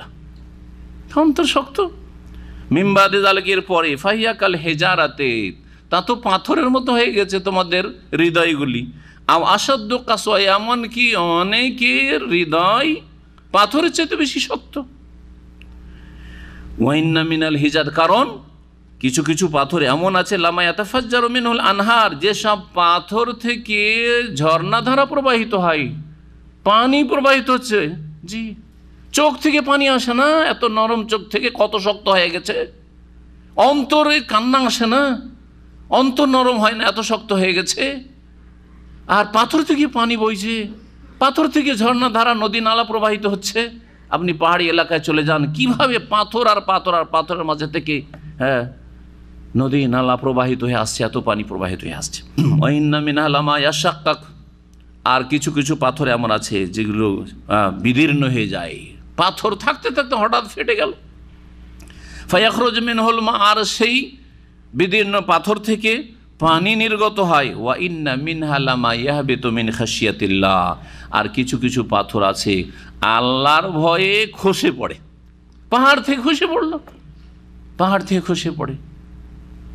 যদি বিশ্বাস না হয় তো নবী মুহাম্মদুর রাসূলুল্লাহ সাল্লাল্লাহু আলাইহি ওয়াসাল্লাম, বা যদি এর কোনো দৃষ্টান্ত দেখতে চান তো নবী মুহাম্মদুর রাসূলুল্লাহ সাল্লাল্লাহু আলাইহি ওয়াসাল্লামের ওই হাদিসগুলি পাহাড় সম্পর্কে স্মরণ করেন। একবার রাসূলুল্লাহ সাল্লাল্লাহু আলাইহি ওয়াসাল্লাম এক পাহাড়ের উপর আছেন, ওহদ পাহাড়। আবু বকর সাথে আছেন, ওমর আছেন, ওসমান আছেন। ওহদ পাহাড় থরথর করে কেঁপে উঠেছে, থরথর করে কেঁপে উঠেছে পাহাড়। পাহাড় নড়ছে, ফাতাহাররাকাত, যখন পাহাড় এরকম থরথর করে কাঁপছে, সেই সময় রাসূলুল্লাহ সাল্লাল্লাহু আলাইহি ওয়াসাল্লাম বলে উসবুত ইয়া উহুদ, উসবুত উহুদ, এ উহুদ তুমি স্থির হও। ফাইন্নাহু মা আলাইকা ইল্লা নবিয়্যুন ওয়া সিদ্দীকুন ওয়া শাহীদান, তোমার উপরে একজন নবী আছে আর একজন সিদ্দিক আকবর আবু বকর সিদ্দিক রাদিয়াল্লাহু আনহু আছেন, ওয়া শাহীদান, দুই শহীদ আছে। তুমি কি মনে করো? তুমি থরথর করে কাঁপছো কেন? তুমি তো তোমার তো সৌভাগ্য যে তোমার উপর নবী চেপেছেন, আবু বকর সিদ্দিক আছেন, ওমর শহীদ আছেন, উসমান শহীদ আছেন। নবী করিম সাল্লাল্লাহু আলাইহি ওয়াসাল্লাম এই সাথে সাথে ওমর উসমানকে শহীদ বলে আখ্যায়িত করলেন, সার্টিফিকেট ওহির মাধ্যমে পেয়েছেন। কিন্তু আজকাল অমুক শহীদ, তমুক শহীদ, অমুক শহীদ, কোথায় সার্টিফিকেট পেলেন? কে সার্টিফিকেট দিল আপনাকে? কে অথরিটি দিল? ওহি হয়েছে যে আপনি দিলেন শহীদ করে? এই জন্য কোনো মানুষকে যদিও মুমিন মুসলিম হয়, শহীদ বলে আখ্যায়িত করা ওহি ছাড়া যায় না। একমাত্র রাসূলুল্লাহ সাল্লাল্লাহু আলাইহি ওয়াসাল্লাম এই অধিকার। হ্যাঁ, আল্লাহর কাছে দোয়া করতে পারেন যদি আপনি দেখেন যে লোকটি নেক ছিল আর নেক পথে মারা গেছে, শিরক বিদআত মুক্ত হয়ে ভুল পথে মারা যায়নি, বিভ্রান্ত হয়ে গুমরাহির পথে মারা যায়নি, তাহলে আল্লাহ যেন তার শাহাদাত কবুল করেন। কিন্তু আপনি একটা লোক শিরক বিদআতের পথে মারা গেছে বা বেনামাজি হয়ে মারা গেছে, বেদিন হয়ে মারা গেছে, বলছে অমুক শহীদ হয়েছে, অমুক শহীদ হয়েছে, গাড়ি দুর্ঘটনা মারা গেছে, অমুক শহীদ হয়েছে, নামাজ পড়ে না। হ্যাঁ, কারো জুলমের শিকার হয়ে মারা গেছে, বিদআতি, অমুক শহীদ হয়েছে, শহীদ। জি, স্বপ্নে দেখে নিলেন, হ্যাঁ, জান্নাতে স্বপ্নে দেখে নিলেন, স্বপ্নে দেখে অমুক বলছে যে এই আর সেই। এইসব গুমরাহির মাধ্যমে আর এই স্বপ্নের ধর্মের মাধ্যমে জাতিকে গুমরাহ করছেন। কি বলছিলাম? পাহাড় পাথর সম্পর্কে আল্লাহ বলছেন যে পাথরও হ্যাঁ নরম, কিন্তু মানুষের অন্তর অনেক সময় পাথর চাইতেও শক্ত হয়ে যায়। ওমাল্লাহু বিগাফিলিন আম্মা তা'মালুন, তোমরা যা কিছু করো তা হতে আল্লাহ অনবহিত নন, উদাসীন নন। আফাতাতমাউন আইয়ুমিনু লাকুম, এখন মুমিন মুসলিমদেরকে সম্বোধন করে আল্লাহ রাব্বুল আলামিন বলছেন যে তোমরা ইহুদিদের সম্পর্কে আশা করছো যে ইহুদিরা ইসলাম গ্রহণ করবে, এই আশা ইহুদিদের সম্পর্কে করিও না। এই জন্য নবী করিম সাল্লাল্লাহু আলাইহি ওয়াসাল্লামের জামানায় অধিকাংশ মুশরিক পত্তলিকরা হেদায়েত হয়েছে। মক্কার লোকেরা মুশরিক ছিল, আর মদিনার আওস ও খাজরা যারা আনসারী হয়েছে তারা সব মুশরিক ছিল, প্রতিমা পূজারী ছিল, তারা হেদায়েত হয়েছে। হেদায়েত হয়েছে খ্রিস্টানরা, কিন্তু ইহুদি হাতে গোনা মাত্র কয়েকজন ইসলাম গ্রহণ করেছে নবী করিম সাল্লাল্লাহু আলাইহি ওয়াসাল্লামের কাছে। সব হিংসুক, অহংকারী, জি হ্যাঁ, এরা ছিল, বদ প্রকৃতির ছিল। আর আল্লাহ অন্তর সম্পর্কে বেশি জানেন, যে এর অন্তর কি হেদায়েতের যোগ্যতা রাখে, এর অন্তর কি হেদায়েতের চাহিদা আছে, সঠিক রাস্তার সন্ধানের তলাশে সে আছে। যদি তলাশে থাকে তো আল্লাহ তৌফিক দেবেন। আর যে অহংকার করে হকের সামনে, সত্যের সামনে, যে হিংসা প্রকাশ করে রাসূলুল্লাহ সাল্লাল্লাহু আলাইহি সাল্লামকে রাসূল হিসেবে মেনে নিতে, হক কথা মেনে নিতে, তাকে আল্লাহ কখনো হেদায়েত নসিব করবেন না।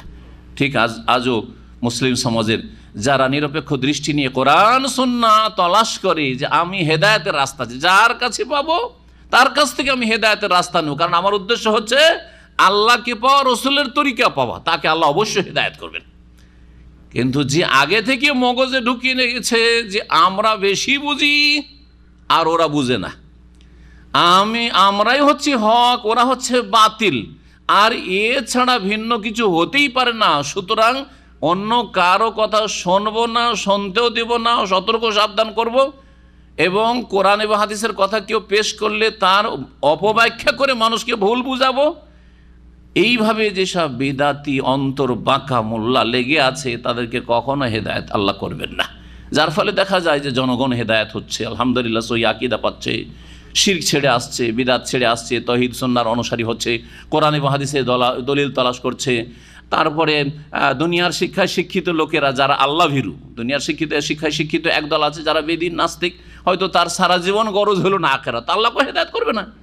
কিন্তু দুনিয়ার শিক্ষায় শিক্ষিত বিভিন্ন পাপে জড়িয়ে আছে, কিন্তু আল্লাহর ভয়ও আছে, আল্লাহর ভয় আছে এবং হকের সন্ধানও আছে, আল্লাহ ওদেরকে হেদায়েত করছেন। অধিকাংশ জেনার শিক্ষিত মানুষরাই যারা আল্লাহকে কিছুটাও ভয় করে এবং হকের সন্ধান করে তাদেরকে আল্লাহ হেদায়েত নসিব করছেন। পক্ষান্তরে যাদের অন্তরে ভাইরাস আছে শিরক আর বিদআতের, অহংকারের, হিংসার, শত্রুতার, বিদ্বেষের এবং কোরআন ও হাদিসের অপব্যাখ্যা, ভুল ব্যাখ্যা করার, তাদেরকে আল্লাহ হেদায়েত করেন না। এই জন্য মাদ্রাসা পড়ুয়াগুলো সাধারণত হেদায়েত হয় না ইল্লা মাশাআল্লাহ, ইল্লা মাশাআল্লাহ। যেমন ইল্লা মাশাআল্লাহ নবী করিম সাল্লাল্লাহু আলাইহি ওয়াসাল্লামের কাছে আব্দুল্লাহ বিন সালাম আর কয়েকজন ইহুদি, এরা এসে শুধু কলমা পড়ে ইসলাম গ্রহণ করেছিল, বাকি কেউ ইসলাম গ্রহণ করেনি। কারণ এদের কাছে তাওরাতের জ্ঞান ছিল, অহংকার, আমরা তাওরাতের পণ্ডিত। হ্যাঁ, এরা নিজেদেরকে সিনিয়র মনে করতো। এরা মনে করতো আমরা হচ্ছি ইয়াকুব আলাইহিস সালামের আওলাদ, কেন ইসমাইলের আওলাদের নবীকে মানব? হিংসা, অহংকার কাজ করেছে। সত্য গ্রহণে যেসব বাধা রয়েছে তার মধ্যে একটি হচ্ছে হিংসা, আরেকটি হচ্ছে অহংকার, আরেকটি হচ্ছে শত্রুতা, আরেকটি হচ্ছে অজ্ঞতা। অজ্ঞতা অনেকে অজ্ঞতা দূর করার জন্য কাছাকাছি যেতে হবে, কোরআন সুন্নাহ দিয়ে যাচাই বাছাই করতে। ও যাচাই বাছাই করতে যাবে না, অজ্ঞ থেকে যাবে। তৌহিদ জানেই না, ও তৌহিদ কত প্রকার, ও কি কি তৌহিদের সংজ্ঞাও জানে না। বিদআত, হ্যাঁ, বিদআতকে দিল দুই ভাগে ভাগ করে, বিদআতে হাসানা আর বিদআতে সাইয়্যা। আর যার ফলে যেসব বিদআত তারা করে সেগুলি হচ্ছে হাসানা, আর যেগুলো বিরোধীরা করে, অন্য বিরোধী আরও বিদআতি আছে মেলা, ওগুলো হচ্ছে বিদআতে সাইয়্যা। আমাদের বুজুর্গানে দিনেরা যেসব বিদআত করেছে ওগুলো বিদআতে হাসানা, যার ফলে আল্লাহ হেদায়েত করে না ওদেরকে, যার ফলে এদেরকে হেদায়েত করেন আল্লাহ রাব্বুল আলামিন। তো আল্লাহ বলছেন আফাতাতমাউনা আইয়ুমিনু লাকুম, হে মুমিন মুসলিমরা, হে সাহাবীরা নবীর, তোমরা কি এই আশা আকাঙ্ক্ষা করছো? তামায়াতমা মানে লালসা করা, হ্যাঁ, লোভ করা, লালসা করা, যে এরাও মুসলিম হয়ে যাক। আমরা যেমন ইসলাম গ্রহণ করেছি, ইহুদিরাও সকলে যে 3টা গোত্র মদিনা আছে এরাও মুসলিম হয়ে যাক। আফাতাতমাউনা, কি তোমরা এই আশা আকাঙ্ক্ষা করছো যে আইয়ুমিনু লাকুম, তোমাদের কথা তারা বিশ্বাস করুক, তোমাদের কথায় তারা ঈমান নিয়ে আসুক।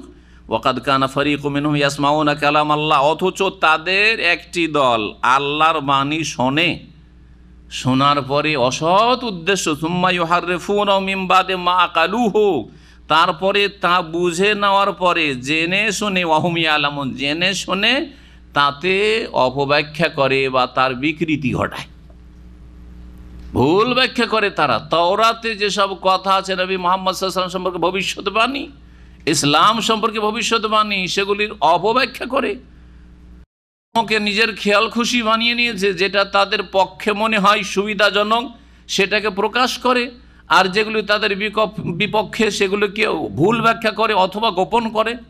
এই ছিল ইহুদি ধর্মগুরুদের চরিত্র, যা এখানে আল্লাহ তুলে ধরেছেন। সুতরাং কি করে তারা হেদায়েত হবে আর তাদের হেদায়েতের ঈমানের আশা করছো?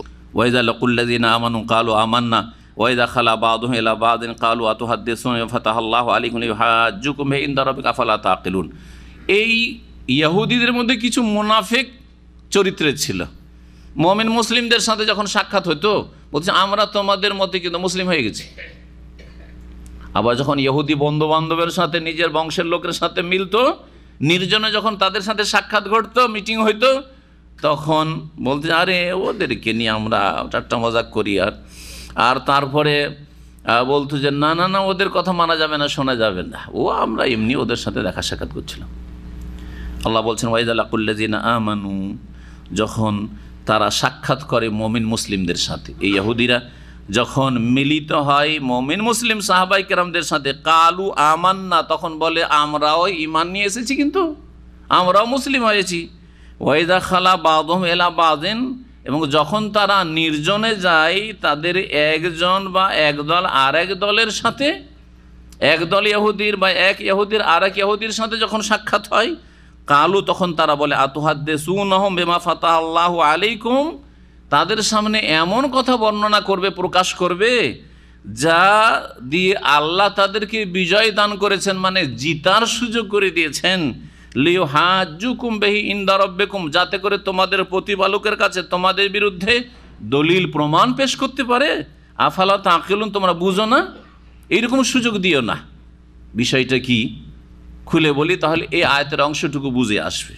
সেটা হচ্ছে যে তাওরাতে নবী করিম সাল্লাল্লাহু আলাইহি ওয়াসাল্লাম সম্পর্কে অনেক ভবিষ্যৎবাণী আছে, যে শেষ রাসূল আসবেন এবং তার বিভিন্ন লক্ষণ, ইসলামের কথা রয়েছে। আর সেই কথাগুলি, সেই লক্ষণগুলি নবী সাল্লাল্লাহু আলাইহি ওয়াসাল্লামকে তারা দেখছে মদিনায় রাত দিন, আর মিলছে, সব ফিট হয়ে যাচ্ছে। তাওরাতে যে আছে এই বিষয়গুলি মুহাজিরিন আনসার এরা খবর রাখে না, কারণ মুহাজিরিন যারা মক্কা থেকে এসেছেন তারাও মুশরিক, তাওরাতের কোনো জ্ঞান তাদের কাছেও ছিল না। আর যারা আনসারি হয়েছে আওস এবং খাজরাজ থেকে তারাও মুশরিক ছিল, এরাও কিন্তু কিতাবের তাওরাতের কোনো জ্ঞান রাখে না, বাইবেলের কোনো জ্ঞান রাখে না। তাওরাত ইনজিল সম্পর্কে তাদের কোনো জ্ঞান নেই, ভবিষ্যৎবাণী তাওরাতে আছে, ইনজিলে আছে। আপোষে এসে বলতে যে দেখো ওদের সাথে যে মুসলিমদের সাথে তোমাদের দেখা সাক্ষাৎ হচ্ছে না বা কখনো উঠা বসা করছো না, এমন কোনো কথা প্রকাশ করে দিও না যে আমাদের কিতাবে কিন্তু তোমাদের নবীর কথা আছে। হ্যাঁ, আমাদের কিতাবে কিন্তু তোমাদের ইসলাম ধর্মের কথা আছে, তোমরা যেসব নামাজ, তোমরা যাকাত, তোমরা সিয়াম রোজা এসব আছে, তৌহিদ এসব আছে, এসব কথা বলিও না। কারণ এসব কথা বললে তখন ওরা জেনে যাবে, তোমাদের গোমর ফাঁস হয়ে যাবে। যখন জেনে নেবে তখন তোমাদেরকে দেখো তোমাদের কেতাবই তো আছে, তোমরা কেন মানো না? বলবে না, বলবে না। এক। দুই নম্বর কথা, তখন তোমাদেরকে বিষয়টাও জেনে নিল আর তোমাদেরকে ইসলামের দাওয়াত দিল, তোমরা কবুল করলে না, তাদের কথা তো কবুল করবে না, কারণ আমাদের বংশে নবী আসেনি, ওই ইসমাইল বংশে কেন নবী আসলো, সুতরাং মানা তো যাবে না, মানবে না। তখন কিয়ামতের দিনে আল্লাহর সামনে হাজির হবে, আর হাজির হয়ে মুসলিমরা তোমাদের বিরুদ্ধে অভিযোগ করবে যে হে আল্লাহ, ওদেরকে ইসলামের দাওয়াত দিয়েছিলাম আর ওদের কিতাব তাওরাত ইনজিলে বাইবেলে আমাদের নবীর কথা ছিল, দিন ইসলামের হক্কানিয়তের কথা ছিল, কিন্তু তারা মানেনি। হ্যাঁ, আল্লাহর সামনে যে আমাদের বিরুদ্ধে তারা জিতে যাবে, ওই কথা এখানে বলা হচ্ছে। যখন তারা নির্জনে মিলিত হইতো ইহুদির সাথে, কালু তখন তারা বলতো আতুহাদ্দিসুনাহুম বিমা ফাতাহাল্লাহু আলাইকুম, তোমরা কি তাদের সামনে এমন কথা বর্ণনা করছো যা দিয়ে তোমাদেরকে বিজয় দান করেছেন, মানে তোমাদেরকে এলেম দিয়েছেন তাওরাত ইনজিলের, লিয়ুহাজ্জুকুম বিহি ইনদা রাব্বিকুম, যাতে করে সেই কথাগুলি জেনে মুসলিমরা তোমাদের প্রতিপালক আল্লাহর কাছে বিচার দিবসে তোমাদের বিরুদ্ধে দলিল পেশ করতে পারে যে আল্লাহ এরা তো জানতো, এদের কেতাবে ছিল এইসব ইসলামের কথা, কিন্তু এরা মানেনি। আফালা তাকিলুন, বিষয়টাকে বুঝো না, লুকিয়ে রাখিও, গোপন রাখিও, বলিও না। এই কাজটি হিন্দুদের মধ্যে ব্রাহ্মণরা করেছে, হিন্দুদের মধ্যে ব্রাহ্মণরা করেছে। বেদে তৌহিদের কথা আছে, বেদে ভবিষ্যৎবাণী আছে ইসলাম সম্পর্কে, বেদে মোহাম্মদ রাসূলুল্লাহ সাল্লাল্লাহু আলাইহি ওয়াসাল্লাম সম্পর্কে বেশ কিছু লক্ষণ রয়েছে যে সেই জাতি উটের পিঠে চাপবে, সেই জাতি মরুভূমিতে আসবে, সেই জাতি খাতনা করা হবে, ইত্যাদি ইত্যাদি। এমনকি এই কালেমা কথাটিও, লা ইলাহা ইল্লাল্লাহ, এই কথাটিও তাদের এতে আছে, বিভিন্ন বেদে আছে। জি, আর এই মর্মে বেশ কিছু বই বাংলাতে প্রকাশও পেয়েছে, সেগুলোতে আপনারা জানতে পারবেন। কিন্তু যারা দিন যথেষ্ট জানছে তাদের জন্য, দিন জানছেন অল্প, এখনও তৌহিদ সুন্নত ভালো করে জানেন না, আর বেদ পুরাণে হজরত মোহাম্মদ এগুলো কিচ্ছা কাহিনী পড়ে বেড়াচ্ছেন, এটা ভালো কাজ নয়। আবার কিছু লোকের এই স্বভাবের আছে, এই স্বভাবের কিছু লোক আছে, সহিহ আকীদা এখনও ভালো করে জানে না, ও বেদাতীদের কিতাব পড়ে বেড়াচ্ছে। বলছে কিসের জন্য ওগুলো পড়েছেন? বলছে যে ওদের সামনে পেশ করবে যে তোদের কিতাবে এগুলো ভুল আছে। আরে ওইটার আগে আপনার নিজেরটা আগে জানতে হবে। হ্যাঁ, নিজেরটা আগে জানতে হবে, ভালো করে মনে হবে। এই জন্য সাধারণ মানুষ, মধ্যম শ্রেণীর কিছু এলেম রাখেন, কিন্তু যথেষ্ট এলেম রাখেন। আপনার প্রয়োজনটা কি বিদাতি কিতাব পড়ার? প্রয়োজন কি আপনার ইহুদি খ্রিস্টানদের বই পড়ার? প্রয়োজন কি আপনার বেদের রেফারেন্স দেওয়ার? হ্যাঁ, কারণ মানুষকে চমকাতে চান, হ্যাঁ, যে সে কোরআন থেকে বলতে পারে, বেদ থেকে বলতে পারে, সে কোরআন থেকেও বলতে পারে, সে বাইবেল থেকে বলতে পারে না। তাহলে আল্লাহ আপনার উদ্দেশ্য বুঝছেন, ইন্নামাল আমালু বিন্নিয়াত, আমার অন্তরে কি আছে। তো যাতে করে এইরকম না হয় যে আপনি আল্লাহর কাছে ফেসে যান, আপনার নিজের দিন সম্পর্কে সম্যক জ্ঞান নেই, ভুল ভালে ভরা, আর দিন সম্পর্কে জানা আরও জরুরি হয়ে আছে, আর আপনি অন্যদের কিতাব পড়ে বেড়াচ্ছেন। উমর রাদিয়াল্লাহু তাআলার মতো লোক, এই উম্মতের এত সিনিয়র ব্যক্তি, এই উম্মতের আবু বকর পরে তার স্থান, তার হাতে তাওরাতের কিছুটা অংশ রাসূলুল্লাহ সাল্লাল্লাহু আলাইহি ওয়াসাল্লাম দেখেছিলেন, দেখার পরে খুশি হয়েছিলেন যে ভালো কাজ করছো, হ্যাঁ, যে তুলনামূলক ধর্ম চর্চা করছো তুমি, হ্যাঁ, বিভিন্ন ধর্ম চর্চা করছো তুমি তাদের খণ্ডনের জন্য, নাকি না? রাগান্বিত হয়েছিলেন, চেহারা মোবারক লাল হয়ে গেছিল, আর বলেছিলেন আমতাহবে কোনা ইয়া ওমর, ওমর এদিক সেদিক কি তুমি উদ্ভ্রান্ত হয়ে ঘুরে বেড়াচ্ছ? আল্লাহে আলাম আতেকুম বিহি বাইদা নাকিয়া, তোমাদের কাছে স্বচ্ছ দিন আমি নিয়ে আসেনি, কোরআন সুন্নাহ। আল্লাহ, আল্লাহর কসম করে বলছি, লাউ কানা মূসা হাইয়ান, তাওরাত পড়তে যাচ্ছ তুমি, আজকে যদি মূসা আলাইহিস সালাম, যার ওপর তাওরাত নাযিল হয়েছে, তিনি যদি বেঁচে থাকতেন, জীবিত থাকতেন, মা ওয়াসিয়াহু ইল্লা আন ইয়াত্তাবিআনি, মা ওয়াসিয়াহু ইল্লা ইত্তিবাই, আমাকে অনুসরণ করা ছাড়া তার কোনো মুক্তি ছিল না, রেহাই ছিল না। আমার কালিমা পড়া তার জন্য জরুরি ছিল, কারণ তার দিন কি হয়ে গেছে, রহিত করে দেওয়া হয়েছে, তার প্রতি নাজিলকৃত কিতাব বিকৃত হয়ে গেছে, তার সাথে সাথে রহিত মানসুখও করে দেওয়া হয়েছে। কোরআন কারীম নাজিল হয়ে গেছে, শেষ কিতাব নাজিল হয়েছে, শেষ ইসলামের এডিশন চলে এসছে। সুতরাং এই দিন সারা বিশ্বের সমস্ত মানুষের জন্য, তার একজন মুসা আলাইহিস সালামও যদি আজকে বেঁচে থাকতেন, তাহলে আমার হাতে হাত দিয়ে তার ইসলাম কবুল করা আবশ্যক ছিল, না হলে তার কোনো উপায় ছিল না।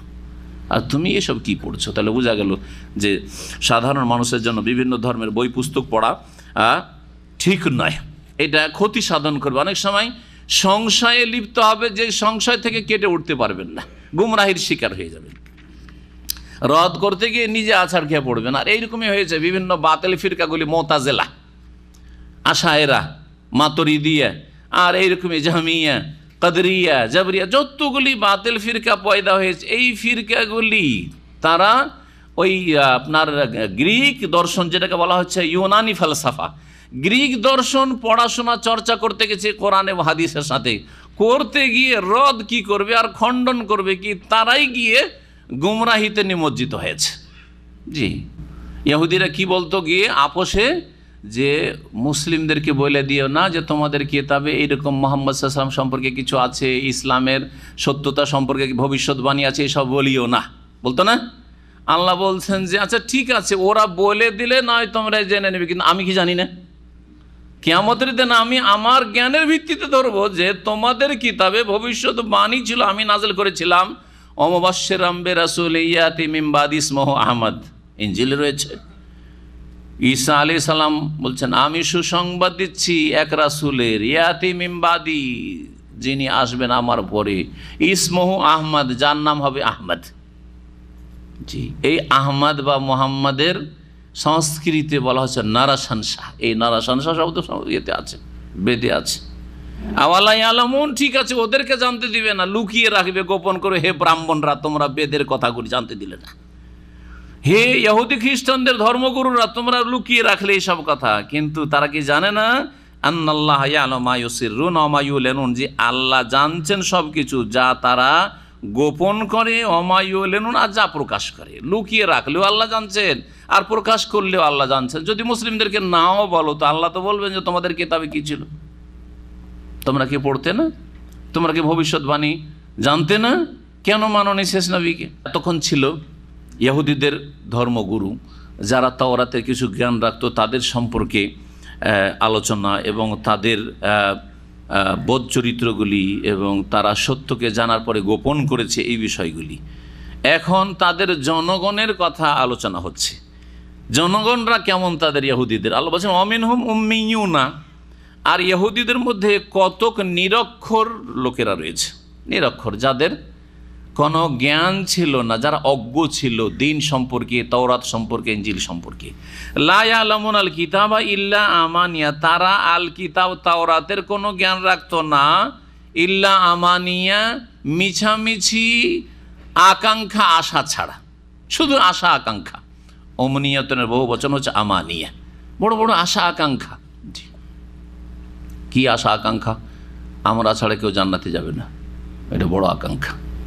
লাইয়াদখুলাল জান্নাতা ইল্লা মান কানা হুদান আও নাসারা, ইহুদিরা বলতো যে যারা ইহুদি তারা শুধু জান্নাত যাবে, আর কেউ জান্নাত যাবে না। খ্রিস্টানরা বলতো যে না, তোমরা না, খ্রিস্টান ছাড়া, নাসারা ছাড়া কেউ জান্নাতে যাবে না, ঠিক না? তাই যদি আমাদের সমাজে হয়, বিভিন্ন যত বেদাতি ফিরকা দেবে তত বড় জান্নাতকে বরাদ্দকারী তারা। জি, যারা সবচেয়ে বেশি মাজার পূজা করে, শিরক বেদাতে লিপ্ত, তার বলে আমরাই মুসলিম, বাকি সব হচ্ছে কাফের। কারণ এরা রসুলের সাথে বেয়াদবি করে, দলিল খুঁজলে রসুলের সাথে বেয়াদবি। এক আল্লাহকে সেজদা করতে বলে, তাহলে বেয়াদবি করে দিল। নবীকে কেন সেজদা করতে নিষেধ করলেন আপনি? সেজদার তাজিমি কেন নিষেধ করলেন? ওলিয়া আউলিয়ার কবরকে সেজদা করতে কেন নিষেধ করলেন? আপনি বেয়াদব হয়ে গেলেন। সুতরাং ইসলাম থেকে খারিজ, সব খারিজ, খারিজ, খারিজ। জি, দেখা গেছে জান্নাত নিজের জন্য খাস করে নেওয়া, এটা হচ্ছে উচ্চ আকাঙ্ক্ষা। আকাঙ্ক্ষা আশা কোনো কাজে আসবে না যদি সে অনুযায়ী আমল আকীদা না হয়। ওমিনহুম উম্মিয়ুনা, এই ইহুদিদের মধ্যে নিরক্ষর রয়েছে, লা ইয়ালামুনাল কিতাবা ইল্লা আমানিয়া, তারা মিথ্যা আশা আকাঙ্ক্ষা ছাড়া কিতাবের কোনো জ্ঞান রাখে না। ওয়াইনহুম ইল্লা ইয়াযুন্নুন, তারা শুধু ধারণা ভিত্তিক অনুমান ভিত্তিক কথা বলে, তাদের ধারণা মাত্র, অনুমান করে কথা বলা। দেখেন আজকাল অধিকাংশ মানুষ কিন্তু অনুমান ভিত্তিক কথা বলে। একটা ফতোয়ার বিষয় উঠে যাক, দেখবেন কেউ কিন্তু চুপ থাকবে না।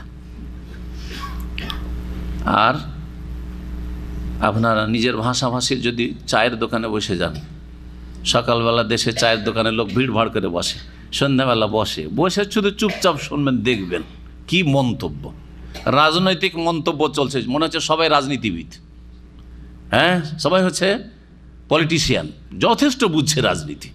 আবার যখন সামাজিক কোনো আলোচনা চলছে, সামাজিক বিচার, সবচাইতে পণ্ডিত মনে হচ্ছে সমাজবিদ, হ্যাঁ সমাজ বিজ্ঞানের বিজ্ঞানী এরা।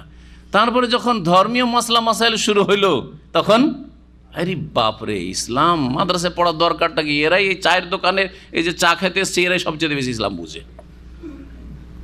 এখানে যে সিকো মার্কেট আছে, এখানে হোটেলে অনেক আগে 10-12 বছর থেকে হোটেল তো ভুলেই গেছি, তো যাই হোক 15 বছর আগে হবে হয়তো, মাঝে মধ্যে কখনো কেউ ডাকলে গিয়ে বসতাম আর চুপচাপ বসে বসে শুনতাম এক কোণাতে বসে। তো তখন তো অত লোক চিনতও না, 15 বছর আগে ধরেন, আর চুপচাপ তারপরে এক কোণা দিকে বসতাম, শুনছি একটা মাসলা ফতোয়া উঠে গেছে, সবাই মন্তব্য করছে। একজন বলছে এটা জায়েজ, আর একজন বলছে না কেন জায়েজ হবে, আরেকজন বলছে না জায়েজ। এই শুরু করে দিল তর্ক, কারণ বাংলা ভাষী তর্কে বাহাদুর, কিন্তু যেটাই বলেন হক কথা একটা বলতে হবে, তর্কে কারণ বিচক্ষণ তো, বুদ্ধি বেশি, মাছ খায়, বুঝতে পারছেন। আর এটা এরা স্বীকার করে, উর্দু ভাষীরা মহিষ খাওয়া আর গরু খাওয়া লোকেরা স্বীকার করে। আমরা যখন পড়তাম বেনারস জামে সালাফিয়াতে, তখন আমাদেরকে বলতো যে তোমরা কিন্তু বাঙালি জাতি খুব ব্রেনি। কেন? বলছে তোমরা মাছলি খাতে हो না, হ্যাঁ তোমার যে মাছ খাও না, তোমার ব্রেন বুদ্ধি খুব বেশি। আরে এমন এমন চালাক যে আপনাকে কেটে 2 খান 3 খান করে দিবে, আপনি বুঝতে পারবেন না। ফতুয়া, সুবহানাল্লাহ। আমার সাথে এক ঘটনা এরকম, এখানে হাইয়ুল বাদিয়ায় জোহরের নামাজ পড়ে মসজিদ থেকে বেরিয়েছি, আর তারপরে এক লোক আপনার লন্ড্রিতে, বাংলাদেশি লন্ড্রি খুলছে, ভিতর থেকে এসে লন্ড্রি খুললো। তখন আমি বললাম যে ভাই নামাজটা পড়লেন? তো বলছে হ্যাঁ নামাজ পড়েছি। ভিতর থেকে আসলো কিন্তু, আর মসজিদে বেরিয়ে আমি আসলে ঢুকছি, এখন দরজা খুলছে ভিতর থেকে এসে, আর নামাজ পড়লেন? তো বলছে হ্যাঁ নামাজ পড়েছি। কোথায় নামাজ পড়লেন আপনি, মসজিদে যান নাই? বলছে না না আমি ঘরেই পড়ি, ঘরে পড়েছি। তো আমি বললাম যে ঘরে নামাজ পড়া জায়েজ কি? তো বলছে হ্যাঁ অবশ্যই জায়েজ। জিজ্ঞাসা করছি আমি, আর ফতোয়া দিচ্ছে এই, হ্যাঁ লন্ডির খাদেম ও মুফতি, কথা বুঝতে পেরেছেন, আর আমি মোস্তাফি, আমি ফতোয়া জিজ্ঞেস করছি জায়েজ। তো বলছে কেন জায়েজ হবে না? বলছে না ভাই এটা তো জায়েজ হবে। বলছে কে বললো জায়েজ হবে না? আমাকে বলছে, তখন চিন্তা না যে আমি যে কে বললো জায়েজ হবে না, আর পরিচয়ের চেয়ে বেশি দিলাম না, আর কিছু বললাম না। তবে ভাই এইভাবে জায়েজ না, নবী সাল্লাল্লাহু আলাইহি সাল্লাম জামাতে নামাজ পড়তে বলেছেন, কিছু দিয়ে একটা হাদিস শুনাইলাম, কিন্তু না অন্তর কবুল করছেন না। বেনামাজির অন্তর কবুল করবে? সুম্মা কাসাত কুলুবুকুম, অন্তর পাথর হয়ে গেছে, শক্ত হয়ে গেছে। আল্লাহই তো বলছেন কোরআনে কারিমে, একটু আয়াত শুনলেন। মূর্খ লোকদের অবস্থা হচ্ছে কি, না জেনে বেশি কথা বলা। লা ইয়ালামুনাল কিতাবা ইল্লা আমানি ওয়া ইন হুম ইল্লা ইয়াজুন্নুন, অনুমান ভিত্তিক কথা বলা। এই যে ফতোয়া অনুমান ভিত্তিক, এটা কি জন্য জায়েজ হবে না? যে পারছে মসজিদে পড়ছে, আর যে পারছে ঘরেই পড়ছে, কেন জায়েজ হবে না? অনুমানে ফতোয়া। জি, আল্লাহ কোরআনে কারিমে বলছেন ওয়া ইন হুম ইল্লা ইয়াজুন্নুন, ফাওয়াইলুল লিল্লাযিনা ইয়াকতুবুনাল কিতাবা বিআইদিহিম সুম্মা ইয়াকুলুনা হাযা মিন ইনদিল্লাহ। আল্লাহ বলছেন যে সুতরাং দুর্ভোগ, ওয়াইল মানে হচ্ছে সর্বনাশ, দুর্ভোগ, ধ্বংস। আর ওয়াইল নামক একটি জাহান্নাম রয়েছে, যেমন রিওয়ায়াত রয়েছে এই মর্মে। ওই সব লোকদের জন্য দুর্ভোগ রয়েছে, ওয়াইল নামক জাহান্নাম রয়েছে, সর্বনাশ রয়েছে দুনিয়া আখিরাতে, যারা ইয়াকতুবুনাল কিতাবা বিআইদিহিম, নিজের হাতে কিতাব লিখে। তাওরাত তখন তো আর প্রেস ছিল না, লিখত, তাওরাত লিখছে, ইনজিল লিখছে, কোরআনও লেখা হয়েছে, একেবারে হাতে লিখেছে। জি, সুম্মা ইয়াকুলুনা হাযা মিন ইনদিল্লাহ, নিজের হাতে লিখে মানে কোরআনের কথা নয়, নিজের হাতে লিখে তাওরাত ইনজিলের কথা, নিজের পক্ষ থেকে কিছু কথা লিখে, লেখার পরে বলে এটা হচ্ছে আল্লাহর পক্ষ থেকে, মানে আল্লাহর কিতাব, কিছু সংযোজন করে দিল, তাওরাতে কিছু বাড়িয়ে দিল, ইনজিলে কিছু বাড়িয়ে দিল। লিয়াশতারু বিহি সামানান কালিলা, যাতে করে তা দিয়ে স্বল্প মূল্য ক্রয় করে। জি, লিয়াশতারু বিহি সামান, বা স্বল্প মূল্যে তা বিক্রি করে। ইশতারা মানে খরিদ করা আসল অর্থ হয়, কিন্তু কখনো কখনো বিক্রি করার অর্থ হয়ে থাকে। স্বল্প মূল্যে তা বিক্রি করে। স্বল্প মূল্য কি? স্বল্প মূল্য হচ্ছে দুনিয়া। স্বল্প মূল্য মানে এই নয়, এর আগে বলেছি, কয়েক সপ্তাহ আগে এই বিষয়টি এসেছিল, যে অল্প পয়সাতে বিক্রি করলে, যদি ধর্মকে অল্প পয়সায় বিক্রি করেন তাহলে হারাম, আর বেশি যদি অনেক টাকা, লাখ লাখ টাকা পান তাহলে জায়েজ নাকি? তাবিজ যদি 5 টাকা করে বিক্রি করেন তো না জায়েজ, তাই না? আর যদি 5,000 টাকা করে বিক্রি করেন একটু বেশি মূল্যে বিক্রি জায়েজ নাকি? তো সামানান কালিলা মানে এই নয় যে অল্প মূল্যে। হ্যাঁ, এখানে অল্প মূল্য মানে দুনিয়া হচ্ছে অল্প মূল্য, আর আখেরাত হচ্ছে মূল্যবান, জি বেশি মূল্য। যারা আখেরাতকে সর্বনাশ করলো, দিনকে, ঈমান ইসলামকে সর্বনাশ করলো, যা মূল্যবান, দুনিয়ার বিনিময়ে দুনিয়া খরিদ করলো, বাছাই করলো, আর আখেরাতকে বিসর্জন দিল, ধর্মকে বিসর্জন দিল, তৌহিদকে বিসর্জন দিল, সুন্নাতকে বিসর্জন দিল, শিরক বিদআতে লিপ্ত হলো কিসের জন্য? দুনিয়ার গরজে। এই নয় যে কোরআন খানি যদি 500 টাকা করে এক খতম করেন তো হারাম, আর যদি 10,000 টাকা করে পার খতম তাহলে জায়েজ না। খতম কোরআন করবেন, নিজের জন্য খতম করেন, কিন্তু খতম করে ভাড়াইটা খতম করবেন, যে আপনার বাবার এক খতম করে দিচ্ছি এত টাকা, এগুলো হারাম। হারাম, সেটা কোটি কোটি টাকাতেও যদি খতম করেন তবু হারাম। টাকা পয়সা নিয়ে খতম করা, কারণ কোরআন কারীম হচ্ছে ইবাদত।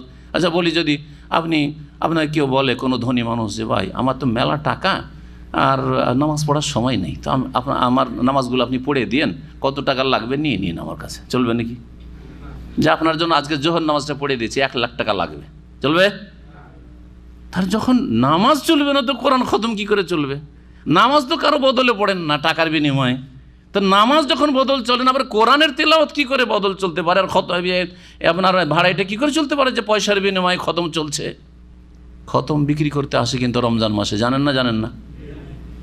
আমার গ্রামে কিছু বিদাতি ছিল, যখন এটা গ্রামের বাড়ি ছিল একেবারে, সেখানে একটা মহল্লা বিদাতিরা আর একটা মহল্লা সহিহ আকীদার লোকেরা ছিল। তো এই বিদাতি মহল্লাতে একটা বেরুলবি মোল্লা আসে, রমজান মাসে বিশেষ করে আসবে, আসার বাড়ি বাড়ি গেটে গেটে নক করবে, আর বলবে যে এই তোমার বাবা মারা গেছে, মা মারা গেছে, কারণ আমি খতম করবে। হ্যাঁ হ্যাঁ ঠিক আছে, খতম করব। কত টাকা লাগবে? খুব সস্তাই খতম, 200 টাকা, 300 টাকা। আর প্রত্যেক বাড়ির লিস্ট করে নিয়ে চলে গেল, এই রমজানে তোমাদের সবার খতম করে দেবো। জি জি হ্যাঁ, ধরেন কয়েকশো বাড়ির টাকা পয়সা নিয়ে গেল খতমের, খতম করবে নাকি? কিন্তু তাদের কাছে হিল্লা আছে, হিল্লার ধর্ম তো জানাই আছে। আবার কি হিল্লা জানেন? 3 কুল 3 এখলাস পড়লি তো খতম হয়ে যায়। জি হ্যাঁ, প্রত্যেক বাড়ির খতমের বিনিময়ে 3 কুল পড়ে নেবে, সূরা ইখলাস 3 বার পড়ে নেবে, হয়ে গেল। সূরা ইখলাস 3 বার পড়লে 1 খতম, সূরা ইখলাস 3 বার পড়লে 1 খতম, হয়ে গেল খতম। কতক্ষণ লাগে? 1 মিনিটে 3 বার সূরা ইখলাস পড়া হয়ে যাবে, 1 মিনিটে খতম, 1 মিনিটে 500 টাকা আদায় হয়ে গেল, যা হয়ে গেল। জি হ্যাঁ, এই ব্যবসা, চোখে দেখা ব্যবসা, ছোটকালের কথা বলছি। জি, এখনো চলতে আছে বেদাতি এলাকায়। ইহুদিরা ঠিক ওই রকম করত, নিজের হাতে ধর্মীয় পুস্তক লিখত, সুম্মা ইয়াকুলুনা হাযা মিন ইনদিল্লাহ, তারপরে বলতো যে এটা আল্লাহর পক্ষ থেকে। এই রকমই যারা ফতোয়া লিখে, ফতোয়ার কথা বলি, মুসলিম সমাজের ফতোয়া লিখে, ফতোয়ার উত্তর মুফতি সাহেব লিখছেন, একটি আয়াত দলিলে নেই, একটি হাদিস দলিলে নেই। কি আছে? এই ফতোয়া অমুক কিতাবে অমুক ফকিহ সাহেব লিখেছেন, অমুক ইমাম সাহেব লিখেছেন, অমুক হুজুর কিবলা লিখেছেন, এই হলো ফতোয়া। দেশে যে ফতোয়াগুলি আসে পত্রপত্রিকায়, দেখবেন 2টা তরিকা। ফতোয়া যদি সহি আকীদার আলেমদের ফতোয়া থাকে, তাহলে ফতোয়ার উত্তরে লেখা থাকবে যে এই ফতোয়ার দলিল কোরআনের অমুক আয়াত, যদি আয়াতে কোরআনে না থাকে তাহলে অমুক হাদিস, অমুক হাদিস, অমুক হাদিস। তারপরে আইম্মা কেরামদের উক্তি পেশ করে, ইমাম আবু হানিফা, শাফি, মালিক পেশ করেন, কিন্তু দলিল আয়াত অথবা দলিল মানুষের কথা নয়, দলিল ইমামের কথা, আলেমের কথা নয়। কার কথা? আল্লাহর কথা বা রাসূল সাল্লাল্লাহু আলাইহি ওয়াসাল্লামের কথা হইতে হবে। বোঝা গেছে কি না? এইটা হচ্ছে ফতোয়া দেওয়ার তরিকা। কিন্তু ফতোয়া একটি আয়াতও নেই, হাদিসও নেই, বরং তাদের এই বিশ্বাস যে জনগণকে আয়াত আর হাদিস জানার তাদের অধিকারও নেই, আর আমাদের বলারও দরকার নাই, বলবো না, তাদের চোখ খুলে যাবে। কি করতে হবে? তাদেরকে মুকাল্লিদ বানাইতে হবে। মুকাল্লিদ বানাইলে বলতে হবে অমুক কিতাবে অমুক হুজুর, অমুক কিতাবে অমুক কিবলা বলেছেন, অমুক কিতাবে অমুক ইমাম সাহেব বলেছেন, অমুক কিতাব অমুক ফাকিহ বলেছেন, অমুক আলেম বলেছেন, বাস এই দিয়ে ফতোয়া। জি, এই ফতোয়া কাজীখানে আছে, ফতোয়া বাজাজিয়াতে আছে, আর তারপরে বেকায়াতে আছে, তো হেদায়াতে আছে, তো কানজুদ দাকায়েকে আছে, আলমগিরিতে আছে, সামিয়াতে আছে, এগুলো ফতোয়ার তরিকা। বুঝতে পারছেন না? এইটাই তরিকা হওয়া উচিত, যে মানুষের লেখা দিয়ে ফতোয়া দেওয়া, না কাল আল্লাহ কাল রসুল দিয়ে ফতোয়া দেওয়া উচিত ছিল? আল্লাহ এবং রসুল কি বলেছেন এই কথা বলা উচিত ছিল। বোঝার চেষ্টা করে, আল্লাহ যারা বোঝার তৌফিক দান করেন এবং আলেমদেরকে যেন আল্লাহ সংশোধন করার তৌফিক দান করেন। বলছেন যে এদের জন্য দুর্ভোগ, ওয়াইল নামক জাহান্নাম, যারা নিজের হাতে কিতাব লিখে তারপরে বলে এটা আল্লাহর পক্ষ থেকে, অথচ নিজের পক্ষ থেকে লিখা, কোনো দলিল না। লিয়াশতারু বিহি সামানান কালিলা, কেন এটা? যাতে করে স্বল্প মূল্যে তা বিক্রি করে, অর্থাৎ তারা ধর্মকে বিক্রি করলো, ফতোয়া দিল অল্প দুনিয়ার পয়সার লোভে। ফাওয়াইলুল লাহুম মিম্মা কাতাবাত আইদিহিম, সুতরাং তাদের জন্য দুর্ভোগ রয়েছে, সর্বনাশ রয়েছে। মিম্মা কাতাবাত আইদিহিম, ওই সবের কারণে যা তাদের হাত লিখেছে। ওয়াইলুল লাহুম মিম্মা ইয়াকসিবুন, আর যা তাদের হাত উপার্জন করেছে, লিখেছে, লিখার পরে যে বিনিময় উপার্জন করেছে, টাকা পয়সা দুনিয়ার স্বার্থ উপার্জন করেছে, তার জন্য তাদের জন্য দুর্ভোগ রয়েছে, সর্বনাশ রয়েছে, ওয়াইল নামক জাহান্নাম রয়েছে। তারপরে আয়াত নম্বর 80-তে মহান আল্লাহ ইরশাদ করছেন ইহুদিদের আর এক উচ্চ আকাঙ্ক্ষার কথা। ইহুদি যারা জনগণ, যারা নিরক্ষর, যারা মূর্খ, তারা বলতো যে আমরা কখনো জাহান্নামে যাব না, আর যদি ধরেই নিজে যেতে হবে তো খুব বেশি যদি থাকতেই হয় তো আমাদের জাতিকে 40 দিন, শুধু আমাদের জাতির মানে ইহুদি জাতির যারা জাহান্নামে যাবে তারাও কতদিন থাকবে? মাত্র 40 দিন থাকবে, তার বেশি জাহান্নামে থাকতেই পারে না। এটা তাদের দাবি ছিল। মদিনার ইহুদিরা নবী সাল্লাল্লাহু আলাইহি ওয়াসাল্লামের সাহাবায়ে কেরামদেরকে এরকম বলতো যে আমরা তো জাহান্নামে যাবই না, আর যদি যায়ও তো কতদিনের জন্য? 40 দিন। কেন 40 দিন? এই শাস্তি আবার হইতে পারে সম্ভাবনা কেন? বলছে আমাদের বাপদাদা পূর্বপুরুষ যে ভুল করেছিল, ওই 40 দিন মুসা আলাইহিস সালাম গেলেন তাওরাত নিতে, আর এদিকে 40 দিন ধরে ওরা গো পূজায় লিপ্ত হয়েছিল, গরু পূজা বাছুর পূজায় লিপ্ত হয়ে গেছিল। এই জন্য কি হবে? ওই শাস্তি 40 দিনের পেতে হইতে পারে। 40 দিন পূজা করেছো, 40 দিন জাহান্নামে চলো, আর বাকি সব পাপ মোচন। ইহুদি জাতি পৃথিবীতে সবচেয়ে বেশি সুদ খায়। জি, ইহুদি জাতি মুশরিক হয়ে গেছে, আল্লাহর পুত্র সাব্যস্ত করেছে, শেষ নবী মুহাম্মদ রাসূলুল্লাহ সাল্লাল্লাহু আলাইহি ওয়াসাল্লামের সাথে কুফরি করেছে, আম্বিয়া রসুলগণকে খুন করেছে। এখন পৃথিবীর মধ্যে সবচেয়ে বেশি সন্ত্রাস এবং খুনের কাজে লিপ্ত হচ্ছে ইহুদি জাতি। ফিলিস্তিনে জুলুম অত্যাচার চালায় ইহুদিরা, সেটাকে সন্ত্রাস বলা হয় না, তাদেরকে সন্ত্রাসী বলা হয় না। বার্মায় জালেম বুদ্ধিস্ট সরকার জুলুম অত্যাচার, সীমাহীন জুলুম অত্যাচার করছে আর করেছে, কিন্তু কখনো কোনো বিবেকবান শাসকের কাছে শোনা গেল না মুসলিমদের যে এটা হচ্ছে সন্ত্রাস। কিন্তু এই ঘটনা এত বড় ঘটনা করা লাগবে না। একটা লোককে কোথাও যদি আঘাত করে দেয় কোনো মুসলিম, তাহলে এক সন্ত্রাসী ধরা পড়েছে। আজকাল সারা বিশ্বে এমন হয়েছে যে কোনো জায়গায় যদি পত্রপত্রিকাতে আসে বা প্রচার মাধ্যমে যে এক সন্ত্রাসী ধরা খেয়েছে, তার মানে তার অপর নাম হচ্ছে মুসলিম। আল্লাহ রাব্বুল আলামিন বলছেন ইহুদিদের কথা, ওয়াকালু, ইহুদিরা বলতো লান তামাসসানান নার ইল্লা আইয়ামাম মাদুদা, আমাদেরকে কোশ্চিন কালেও আগুন জাহান্নামের স্পর্শ করবে না, তবে মাত্র কয়েকদিন। আইয়ামাম মাদুদা, হাতে গণনাকৃত কয়েকদিন। কুল, হে নবী এদেরকে বলে দাও, এরা যে বলছে মাত্র কয়েকদিন জাহান্নামে যেতে হইতে পারে, এই সম্ভাবনা আছে। কুল আত্তাখাযতুম ইনদাল্লাহ আহাদান, তোমরা কি আল্লাহর সাথে কোনো চুক্তিতে আবদ্ধ হয়েছো? যে আল্লাহ তোমাদের সাথে একটা চুক্তি করেছেন যে মাত্র 40 দিন তোমাদের যেতে হইতে পারে জাহান্নামে, এই কথা আছে নাকি কোথাও? ফালা ইউখলিফাল্লাহু আহাদাহু, সুতরাং আল্লাহ এই চুক্তি কখনো ভঙ্গ করবেন না, এরকম কোনো সনদ দলিল তোমাদের কাছে আছে? আম তাকুলুনা আলাল্লাহি মা লা তা'লামুন, নাকি আল্লাহ সম্পর্কে এমন এমন কথা তোমরা বলছো যে সম্পর্কে তোমাদের কোনো জ্ঞান নেই, না জেনে কথা বলছো? বালা, হ্যাঁ, কে জান্নাতে যাবে কে জাহান্নামে যাবে এখন শুনে নাও, চূড়ান্ত ফয়সালা আল্লাহ শোনাচ্ছেন। বালা, হ্যাঁ, এখন আসল কথা শোনো। মান কাসাবা সাইয়্যা, যে পাপ উপার্জন করলো, পাপে লিপ্ত হইল, ওয়া আহাতাত বিহি খাতিয়াতু, এমন কি পাপ করতে করতে পাপ তাকে পরিবেষ্টন করে ফেললো, পাপে ঘিরে ফেলেছে। তাহলে বোঝা গেল যে একটা পাপে দুটো পাপে আল্লাহ ধরেন না। যদি আপনার ঈমান ঠিক থাকে, আমল ঠিক থাকে, ফরজ অজেব ঠিক আছে, আর একটা দুটো মাঝে মধ্যে পাপ হয়ে যাচ্ছে, তাহলে আযাব গজব ঘিরে নিবে না? জাহান্নামে যেতে হবে না, মেলা কাফারার ব্যবস্থা আছে, গুনার মোচনের ব্যবস্থা আছে। তাই আল্লাহ বলছেন যে হ্যাঁ, যে পাপ উপার্জন করলো আহাতাত বিহি খাতিও, পাপ করতে করতে তাকে কি করেছে, পাপে ঘিরে ফেলেছে, পাপের পরিবেষ্টনীতে চলে এসছে। ফাউলাইকা আসহাবুন নার, তারাই হচ্ছে জাহান্নামের অধিবাসী। হুম ফিহা খালিদুন, সেখানে তারা চিরকাল বসবাস করবে। এটা হলো জাহান্নামী কারা, তাদের পাপ করেছে আর করতে আছে করতে আছে করতে আছে, এমনকি পাপ চারিদিক থেকে তাকে ঘিরে ফেলেছে।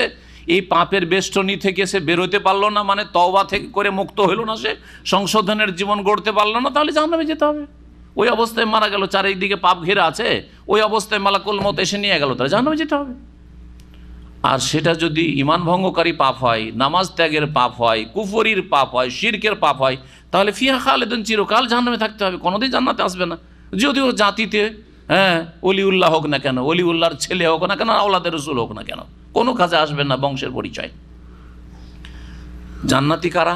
আল্লাহ বলছেন আল্লাযীনা আমানু ওয়া আমিলুস সালিহাত, পক্ষান্তরে যারা ঈমান নিয়ে আসবে, ঈমান যে শিরক মুক্ত ঈমান, নেফাক কপটতা মুক্ত ঈমান, কুফরি মুক্ত ঈমান, বিদআত মুক্ত ঈমান, সুন্নতি ঈমান, তৌহিদি ঈমান, জি, যারা ঈমান নিয়ে আসবে ওয়া আমিলুস সালিহাত, এবং ঈমানের দাবিদার জাতিতে মুসলমান হইলে হবে না, নেক কাজগুলি, ভালো কাজগুলি করবে। আর সবচাইতে ভালো কাজ মুসলিম জীবনে আছে 5 ওয়াক্ত নামাজ পড়া। 5 ওয়াক্ত নামাজ পড়তে হবে। নামাজ না পড়ে বলবেন যে আমরা মুসলিম, কেন জান্নাতে যাব না, এটা ইহুদিদের মতো। ওই যে উম্মি যারা ইহুদি নিরক্ষর, তারা বলতে যে আমরা জাহান্নামে যাব না, আর যদি যেতে হয় তো কয়েকদিন। এইরকমই বেনামাজিরা আমাদের সমাজের কি বলে, একই কথা বলে, আরে যখন আমরা মুসলিম, যতই পাপি তাপি হই না কেন, একদিন তো জান্নাতে যাব, বলে না, বলে না। সেম ইহুদিদের কথা, সেম ইহুদিদের কথা। আল্লাহ বলছেন যারা ঈমান নিয়ে আসলে এবং ভালো কাজগুলি করলো, ভালো কাজের মাধ্যমে প্রমাণ করে দিতে হবে যে আমার অন্তরে ঈমান আছে। আপনার অন্তরে ঈমান আছে কেমন করে বোঝা যাবে? আপনাকে যখন ফজরে দেখবো, হ্যাঁ ঈমান আছে। যোহর, আসর, মাগরিব, এশা 5 ওয়াক্ত নামাজে দেখবো মসজিদে, হ্যাঁ ঈমান আছে। নবী করিম সাল্লাল্লাহু আলাইহি ওয়াসাল্লামের হাদিস এই মর্মে উল্লেখ করা যেতে পারে। বলছেন যে এজা রাআইতুমুর রাজুলা ইয়াতাদুল মাসাজিদা, যখন কোনো মানুষকে, কোনো পুরুষকে দেখবে, মহিলা বলা হয়নি, মহিলা বাড়িতে নামাজ পড়বে, যখন কোনো পুরুষ লোককে দেখবে, ইয়াতাদুল মাসাজিদা, মসজিদে আসতে অভ্যস্ত, মোটামুটি নিয়মিত মসজিদে আসে, মাঝে মধ্যে একবার অন্য কোথাও নামাজ পড়তে পারে, অথবা একদিন মাসে 1-2 দিন তার ঘুম নাও ভাঙতে পারে, সেটা আলাদা কথা। কিন্তু ইয়াতাদুল মাসাজিদা, মসজিদে আসতে তার অভ্যাস, নিয়মিত মসজিদে আসে সে, ইয়াতাদুল মাসাজিদা, ফাশহাদু লাহু বিল ঈমান, তাহলে তার মুমিন মুসলিম হওয়ার সাক্ষী দাও, তার ঈমানের সাক্ষী দাও। সে মুসলিম, যে ফজরে আসে সে মুসলিম, তার অন্তরে কি আছে আমার দেখার বিষয় না, অন্তর আল্লাহ দেখে নেবেন, আমি দেখবো বাহ্যিক। আর যদি বলে আমার অন্তর একবারে নবী রসুলের মতো আর ফজরের নামাজে আসে না, বলবো তুমি মুনাফিক। তারপরে দেখেন আল্লাহ বলছেন যে যারা ঈমান নিয়ে আসলো আর ভালো কাজগুলি করলো, ভালো কাজ 2 রকম, ইতিবাচক আর নেতিবাচক। ভালো কাজ হচ্ছে 2 রকম, ফরজ অজেব আদায় করা কমপক্ষে, আর হারাম নাজায়েজ কাবিরা গুনাহ থেকে বেঁচে থাকা কমপক্ষে, এটা হচ্ছে ভালো কাজ।